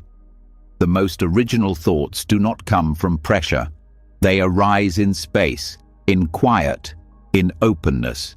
You stop forcing insight. You allow it to appear, like a bird crossing an open sky, unexpected, graceful, ungraspable. As you return to this awareness again and again, the nervous system recalibrates. The grip of stress loosens. The body rests deeper. The breath moves more freely. You're not suppressing anything. You're not escaping. You're just not compressing yourself into every reaction. Eventually, sky mind becomes your home. You notice contraction immediately and return to space. You sense when your thoughts are too tight and let them dissolve. You don't force presence. You trust it. Even in difficult times, the sky doesn't change. Storms pass, but the vastness remains. This becomes your anchor, not rigid, alive, wide, steady. So now, let everything that's rising be as it is. No fixing, no labeling, no holding. Stay with the space around it all. Stay with the stillness behind the movement. Let the sky be your mind, and your mind be sky. And when the mind opens like the sky, when thoughts pass without leaving marks, and nothing feels too tight to hold, there comes a natural urge to live differently. Not to accumulate more, but to let go. Not to build higher walls, but to remove what's unnecessary. As the mind widens, the heart wants less, the body wants space. The soul begins to crave simplicity, not for aesthetic, but for truth. This is the ground of noble poverty. In the Buddhist path, noble poverty is not about deprivation. It's not about glorifying hardship or rejecting the world. It is the conscious act of simplifying in order to see clearly. To choose less, not out of lack, but from clarity. To give up excess, not to suffer, but to be free. It is a practice of conscious renunciation, a way to break the illusion that security comes from possession, that peace comes from control. The modern world teaches the opposite, that having more means being safe, that comfort requires layers of protection, that identity is built from what you own, how much you earn, what you display. And so the mind collects objects, plans, opinions, systems. But the more you gather, the more fragile the structure becomes. Each new item, each commitment, each habit carries weight. And over time, the mind begins to serve what it once created for comfort. Noble poverty reverses this logic. It invites you to stop asking how to gain more and instead ask, what can I release? This practice begins with attention. You look honestly at your surroundings, your routines, your decisions. What is necessary? What supports clarity? What do you carry out of fear, out of habit, out of a need to maintain an image? You begin by removing the obvious. Clutter, distractions, excess choices. But it goes deeper. You start questioning the emotional and psychological habits that feed accumulation. The need to be approved of, the urge to always be prepared, the fear of saying no, the belief that comfort is found in more. Poverty, in this tradition, is not about being poor in spirit. It's about being rich in space. When you release attachment to control, space becomes the teacher. You begin to feel the difference between survival and fear-based survival. Most modern security is an attempt to escape discomfort, not danger. Living simply reveals how much is actually needed. And often, it's far less than you think. You don't need to give up everything all at once. But each step into simplicity shows you something that excess was hiding. Each time you let go, the mind becomes more honest.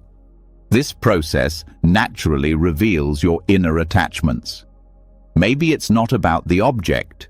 It's about what the object represents: control, status, protection, belonging. These become visible when you remove the thing that holds them, and when they're seen, they start to lose power. Minimalism, in its noble form, is not an aesthetic project. It's a spiritual one. It's not about having a clean house, it's about having a clear heart.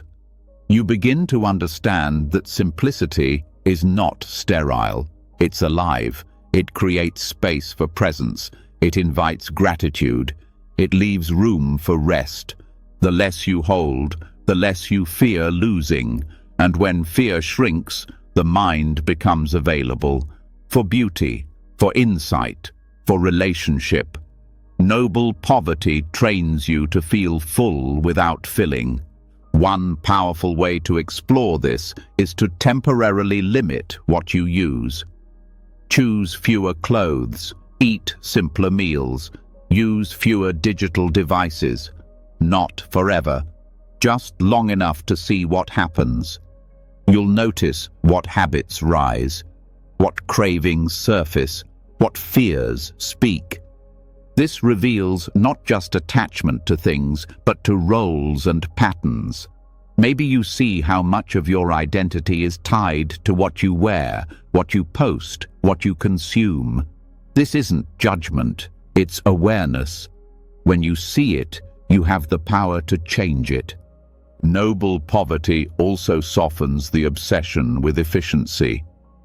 When you stop needing to maximize every moment, you start inhabiting time instead of chasing it. Tasks become practices. Chores become rituals. Life stops being optimized and starts being lived. This also changes how you relate to others. Without the weight of needing to prove your worth, conversations become more honest. Relationships become less transactional. Generosity rises, not from overflow, but from balance. You share because you no longer believe giving will make you lack. In the deeper stages of this practice, you begin to detach from even internal clutter. Beliefs, labels, plans. You notice how often your mind leans on explanation, how you define yourself by what you've done, what you plan to do, how others perceive you. Noble poverty invites you to drop that too. You become less interested in appearing wise and more interested in being quiet. You don't need to say everything. You don't need to comment. Silence becomes strength, not emptiness.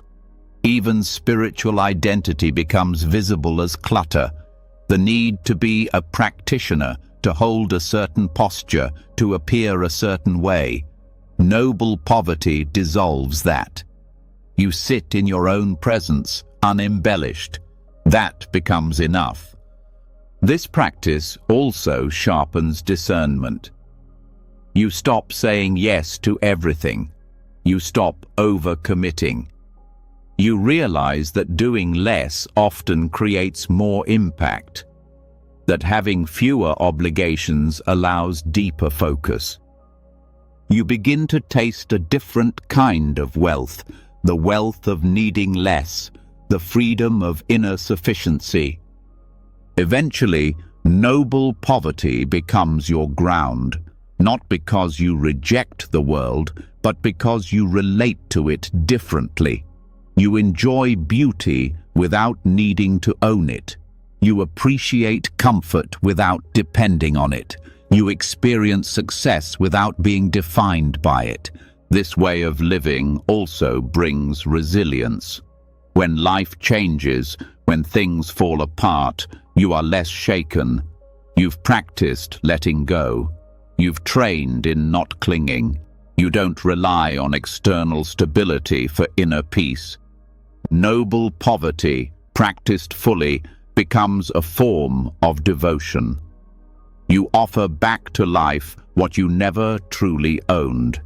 You move gently, speak clearly, and rest often.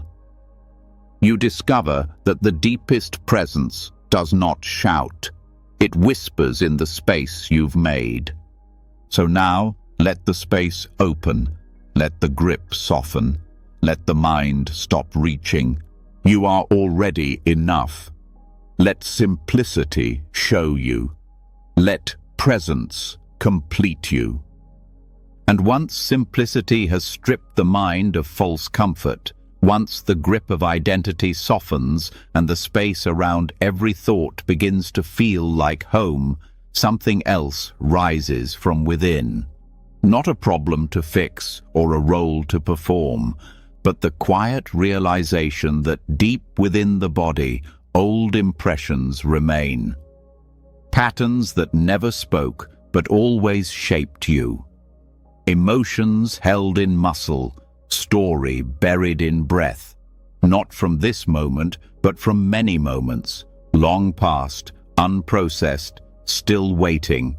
And so begins a different kind of journey, not outward, inward, an inner pilgrimage. In Buddhist tantric systems, especially within Kala Chakra and related teachings, the body is seen not just as flesh, but as a vehicle of awareness. Not a distraction from the path, but a map. Every energetic center is both a doorway and a mirror.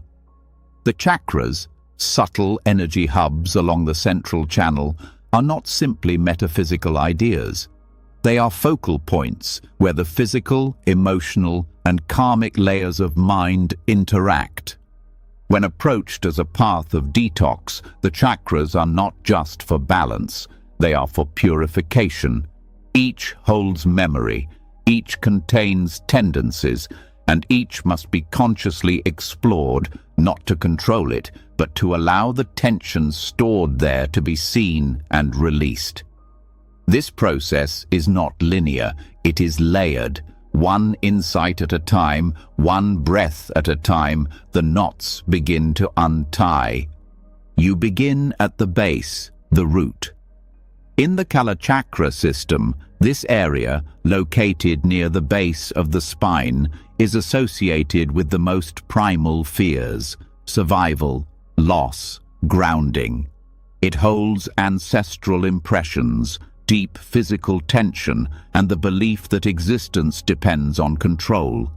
As you bring awareness here, you don't try to fix anything. You breathe, you observe, you feel where the body tightens, where the mind resists. You may experience restlessness or stillness. Either is fine. Both are forms of release. Moving upward, you meet the sacral center, linked to emotion, pleasure, creation. but also attachment, guilt, and insecurity. In Buddhist frameworks, this is not about stimulation, but clarity. You observe where you seek comfort through escape, where desire controls your choices, where emotion clouds insight. This is not about denying feeling, it's about bringing presence to it. When attention rests here, the emotions begin to speak, not in drama, but in movement. You begin to feel what you've suppressed, and in that, healing begins. Above that is the solar plexus, the seat of identity and will, the part of the energy body that wants to do, to assert, to define. It's also where anger often hides, as well as shame. Here, you begin to see how often your strength has been confused with force. How many decisions come from proving rather than knowing. As you stay with breath in this center, power reorganizes. It no longer seeks control. It becomes inner alignment. When you feel clear here, action becomes effortless, not reactive, rooted. The heart center is next, not sentiment, but balance. In Buddhist symbolism, the heart holds the bridge between wisdom and compassion. It's not emotionalism. It's the space where you meet everything without judgment. But before this center fully opens, it often reveals where you've been closed. Past pain, grief, walls built for protection. Here, breath becomes essential. You allow what was never allowed. And in that gentle space, forgiveness enters, not as a concept, but as a softening. The throat follows, not just speech, but truth. Expression. The gap between what you say and what you mean. Many hold silence here, not the wise kind, but the fearful kind. Words never spoken, feelings never voiced. The energy here often feels tight, hesitant. As you meditate in this area, you may feel the urge to cry, or sigh, or even hum. Let it happen. Sound is part of this purification. You do not force speech, you free it. The next center is the brow, not just intellect, but perception. This is where illusion often hides. False beliefs, rigid opinions, over-identification with thought. It is also where deep clarity arises. In the Kalachakra view, this is where the inner eye begins to open, not through visions, but through non-dual seeing. The purification here is not flashy. It is the release of mental arrogance. You stop needing to be right. You start seeing directly. Concepts loosen. Awareness sharpens. And finally, the crown. This is not a goal. It is a reminder that awareness is not trapped in the body, that identity is not bound to form. This center is connected to the wisdom of spaciousness, the recognition that the self is not a fixed entity. When this area is relaxed, the sense of separation weakens, not as an idea, as experience. You feel light, expansive, but not disconnected, present and whole. Moving through these centers is not a single practice, it is an ongoing return. Each time you bring attention to a center, something shifts, sometimes subtle, sometimes strong, but each breath clears another thread. Each session reveals another pattern. The body begins to feel less like a container and more like a field, open, alive, communicating. The purification is not only energetic, it is psychological, emotional, physical. You begin to feel which behaviors come from stored energy and which arise from clarity. You make decisions from inner silence, not reaction. You speak less, but when you do, it's clean. You also begin to notice which centers dominate you. Maybe you live too much in the head, avoiding the heart, or you react from the gut without listening to deeper insight. This awareness brings choice. You shift from imbalance to integration. Kalachakra teachings point to an inner alignment where all centers work together, not equally, but harmoniously. This is not achieved through effort. It arises through presence, through consistent, humble attention to the inner space. You can incorporate this work through body scan meditations, through breath directed into each center, through mantra resonating in the corresponding area. You can also bring mindfulness into movement, walking, stretching, sitting with awareness in specific points. No technique is required beyond sincerity. Over time, the mind begins to detox, not through force, through seeing. Old narratives fade. Emotional residue lifts. You feel lighter, not because you've escaped, but because you've faced what was inside. You are no longer carrying everything unconsciously.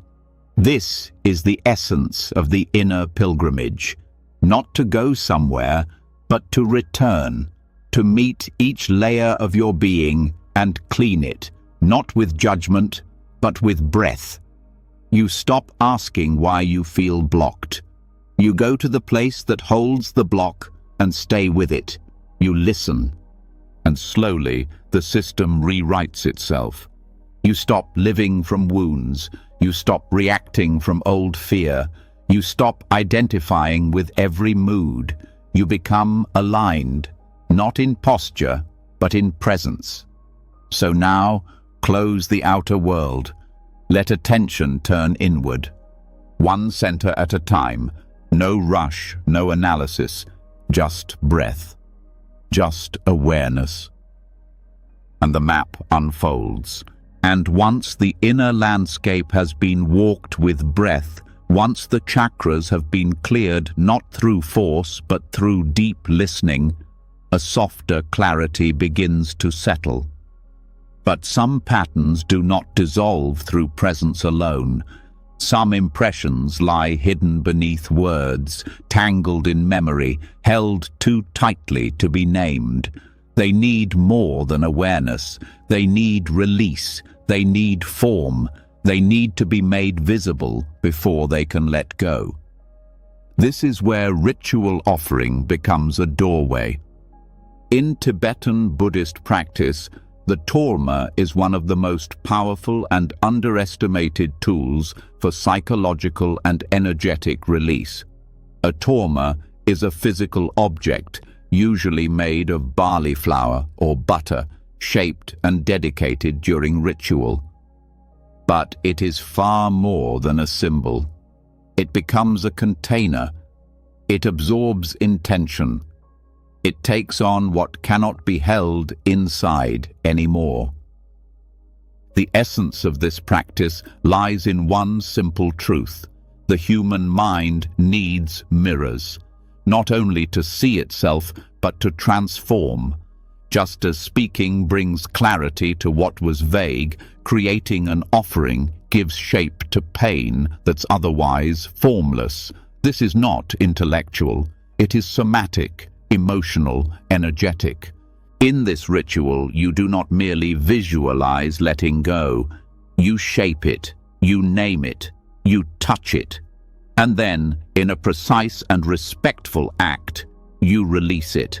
Not because it's bad, but because it has served its purpose. The process begins with intention. Before any object is made, the practitioner clarifies what is being offered. This is not about material wealth or generosity in the worldly sense. It is about making space. What are you ready to let go of? What no longer supports your path? What pain are you ready to stop identifying with? That pain is then transferred, not mentally but symbolically, into the offering. In traditional settings, This may be a shaped cake, a pile of food, or even a stick figure. In personal practice, it can be anything made with care. A folded paper, a molded form, even a stone selected from the earth. The point is not what it is made from. The point is what it carries. As you build the torma, you pour into it the energy you're ready to release. Shame, fear, resentment, even joy that has nowhere to go. You give it shape. You allow your hands to speak for your heart. This movement turns emotion into action. Suddenly, it's not just an idea. It's right in front of you. This act alone begins to loosen the hold. The pain is no longer part of the body. It has been externalized. Now it can be honored. The torma is not thrown away in anger. It is offered with care, often accompanied by mantra, gesture, and visualization. Traditionally, the offering is given to specific figures, demons, protectors, hungry ghosts, not because they are literal beings, but because they represent aspects of the psyche and energy body. When you give to them, you are not feeding darkness. You are feeding the part of you that never felt seen, the one that has been pushed aside. The offering once made is destroyed, burned, buried, released into water or left for animals. This destruction is not violence, it is liberation. It affirms that you do not need to hold what has already been met. You trusted it into form, now you trust it into dissolution. What remains afterward is often surprising. Lightness, relief, sometimes grief. A hollow space where the burden used to be. This emptiness is sacred. It is not lack, it is readiness. You do not rush to fill it, you allow it to stay open. With repetition, this practice builds trust, not in the ritual itself, but in your own capacity to release.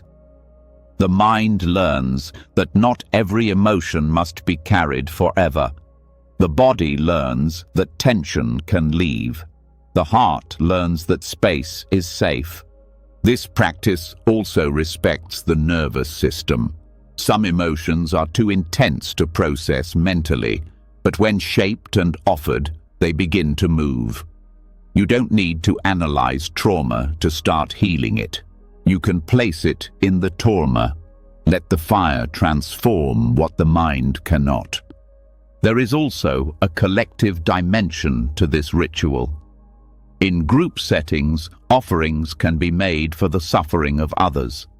A shared torma can hold communal grief, ancestral patterns, or cultural wounds. The act of witnessing another's release deepens your own. You remember that pain is not personal. It is part of the human field. When practiced over time, torma offering changes your relationship to suffering. You no longer see pain as a sign of failure. You see it as something to be honored, touched, and offered. You stop hiding it. You stop fearing its return. You understand that whatever arises can be given to the fire. In daily life, this becomes a mindset. You begin to live more openly. When something disturbs you, you ask, can I make an offering of this? Can I name it, hold it, and release it?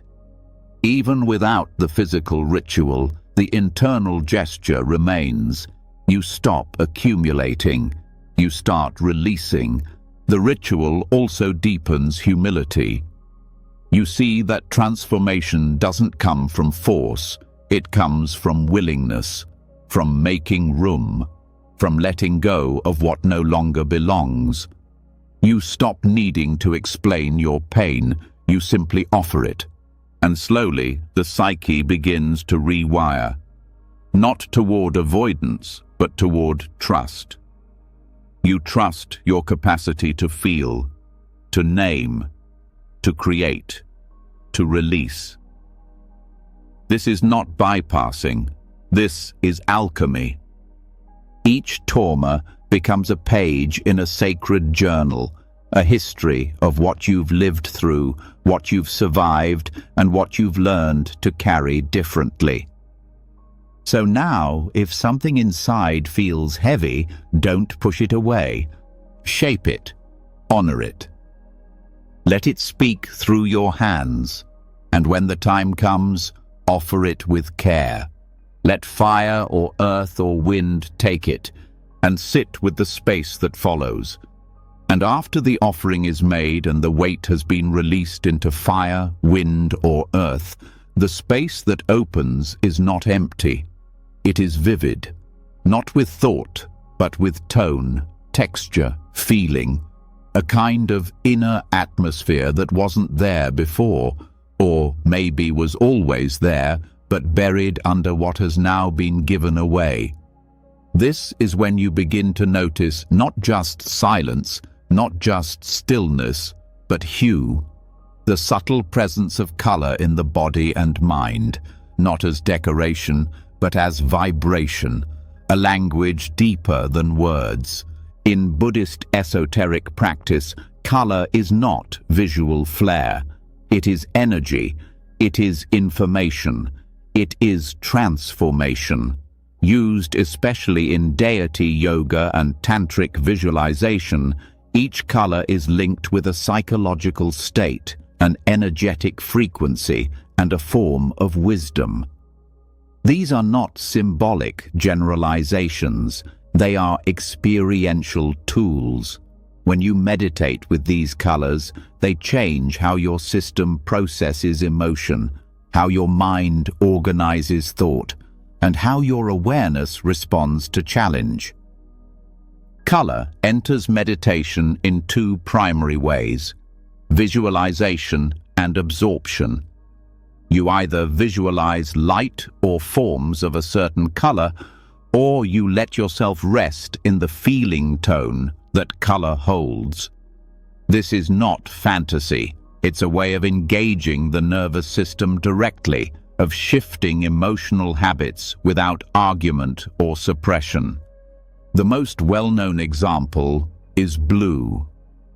In Vajrayana Buddhism, deep blue is associated with wrathful deities, figures that embody fierce compassion, the energy that cuts through illusion without hesitation. But this blue isn't the cold of detachment. It's the clarity that sees without fear. Meditating on this color invites the mind into stillness, not soft stillness, but sharp stillness. Like sky before a storm, like a blade that doesn't cut but reveals. Sitting with blue can help interrupt patterns of panic or confusion. It clears mental fog, reduces internal chaos, and supports boundaries. The more clearly you see, the less you need to control. You begin to trust space, not blank space, but intelligent space.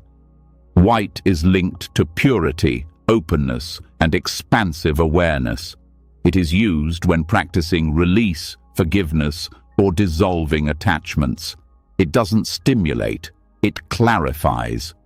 Meditating with white light helps you rest the mind, not by numbing, but by neutralizing extremes. You soften your position, you open the field, you let things pass without grabbing. White also connects to the crown center, symbolic of connection to what cannot be named. It teaches you how to receive, how to be with not knowing without stress. This is not erasure of identity.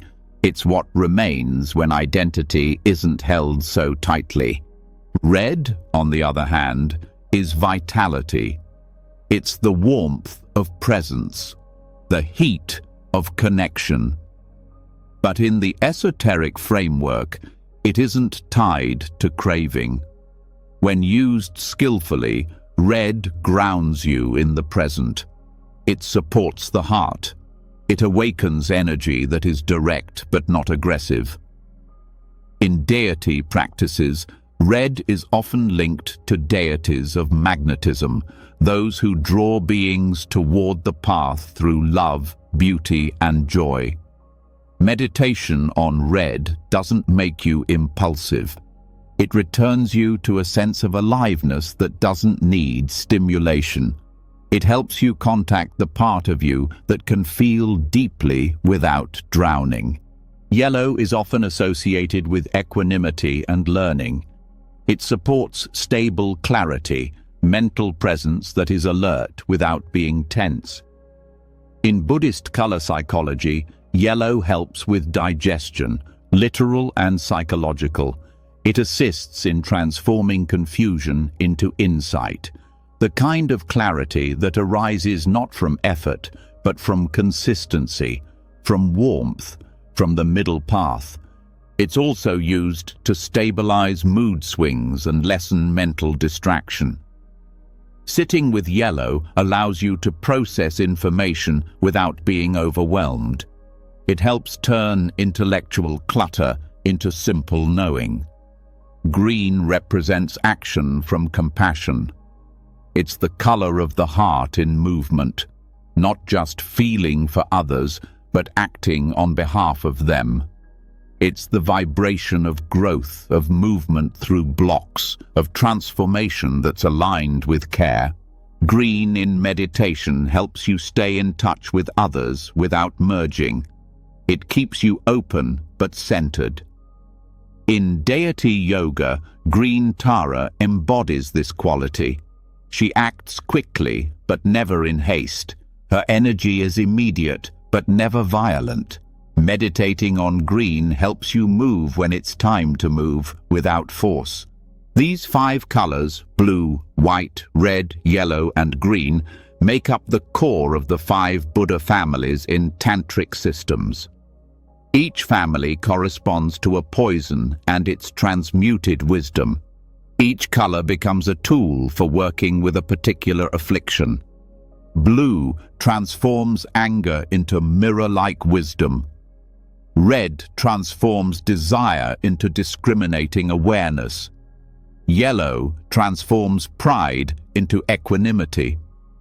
Green transforms jealousy into all-accomplishing wisdom. White transforms ignorance into spacious knowing. These are not abstract claims, they are methods. When you meditate with a color consistently, your system starts to shift. You're not just thinking differently, you're perceiving from a new place. The body feels different. The breath changes pace, the mind stops spinning. To begin, you don't need to memorize every association. You simply pick one color that feels intuitively right. Sit quietly. Visualize light of that color filling the body. Let it move with the breath. Let it wash through tension. Let it speak to the part of you that doesn't use words. You can also work with color based on need. If your mind feels sharp and reactive, sit with blue. If you're exhausted and ungrounded, sit with red. If you feel closed and defensive, rest with white. If you're overwhelmed by input, sit with yellow. If your compassion feels drained, sit with green. Over time, the body-mind begins to associate these states with the visual tone. Eventually, just remembering the color shifts your state. It becomes an anchor, a signal, a form of psychological hygiene. In advanced practice, color can be used in mantra recitation, where sound and color move together. The seed syllables of certain deities are visualized in corresponding hues, resonating in specific centers of the body. This creates a whole-body recalibration. Sound penetrates, color stabilizes. Together, they shift the mind beyond words. This is also a powerful way to clean psychic residue. Experiences that leave emotional or energetic traces can be gently processed using specific color meditations. Instead of analyzing the memory, you bring it into the light of the appropriate color. You breathe it through. You feel it lose its charge. Color works where logic cannot. It communicates with the part of you that holds memory in image, in tone, in sensation. It speaks to trauma, to habit, to mood, not by explanation, but by frequency. This is not passive, it is an engaged meditation. You remain aware, but you let the color lead. You let the psyche realign itself. You let balance return not by will, but by resonance. With consistent practice, color becomes part of your inner vocabulary. You learn to diagnose imbalance not just by mood, but by energetic tone. You begin to sense which aspect of yourself needs attention, and you meet it with the appropriate frequency. The purpose is not to chase ideal states. It is to return to balance, to re-establish flow, to soften what has hardened, to awaken what has gone dull. Each color becomes a doorway, simple, elegant, direct. So now, let the mind quiet. Let thought slow, and see what color calls you today. Let it fill the body, let it touch the breath, let it teach you without saying a word. You've now traveled through hours of teachings, not just ideas, but inner tools. From Zen koans that dissolve mental loops to the silent spaciousness between thoughts. From chanting that rewires emotion to elemental meditations that free the body's memory. From death contemplations to deity visualizations, from the energetic pulse of color to the fearlessness of offering yourself to the unknown, every layer was here for one reason: to return you to what you've never lost. This wasn't a lesson in beliefs. It was a path back to presence. Because real strength doesn't come from control, it comes from letting go. Real peace doesn't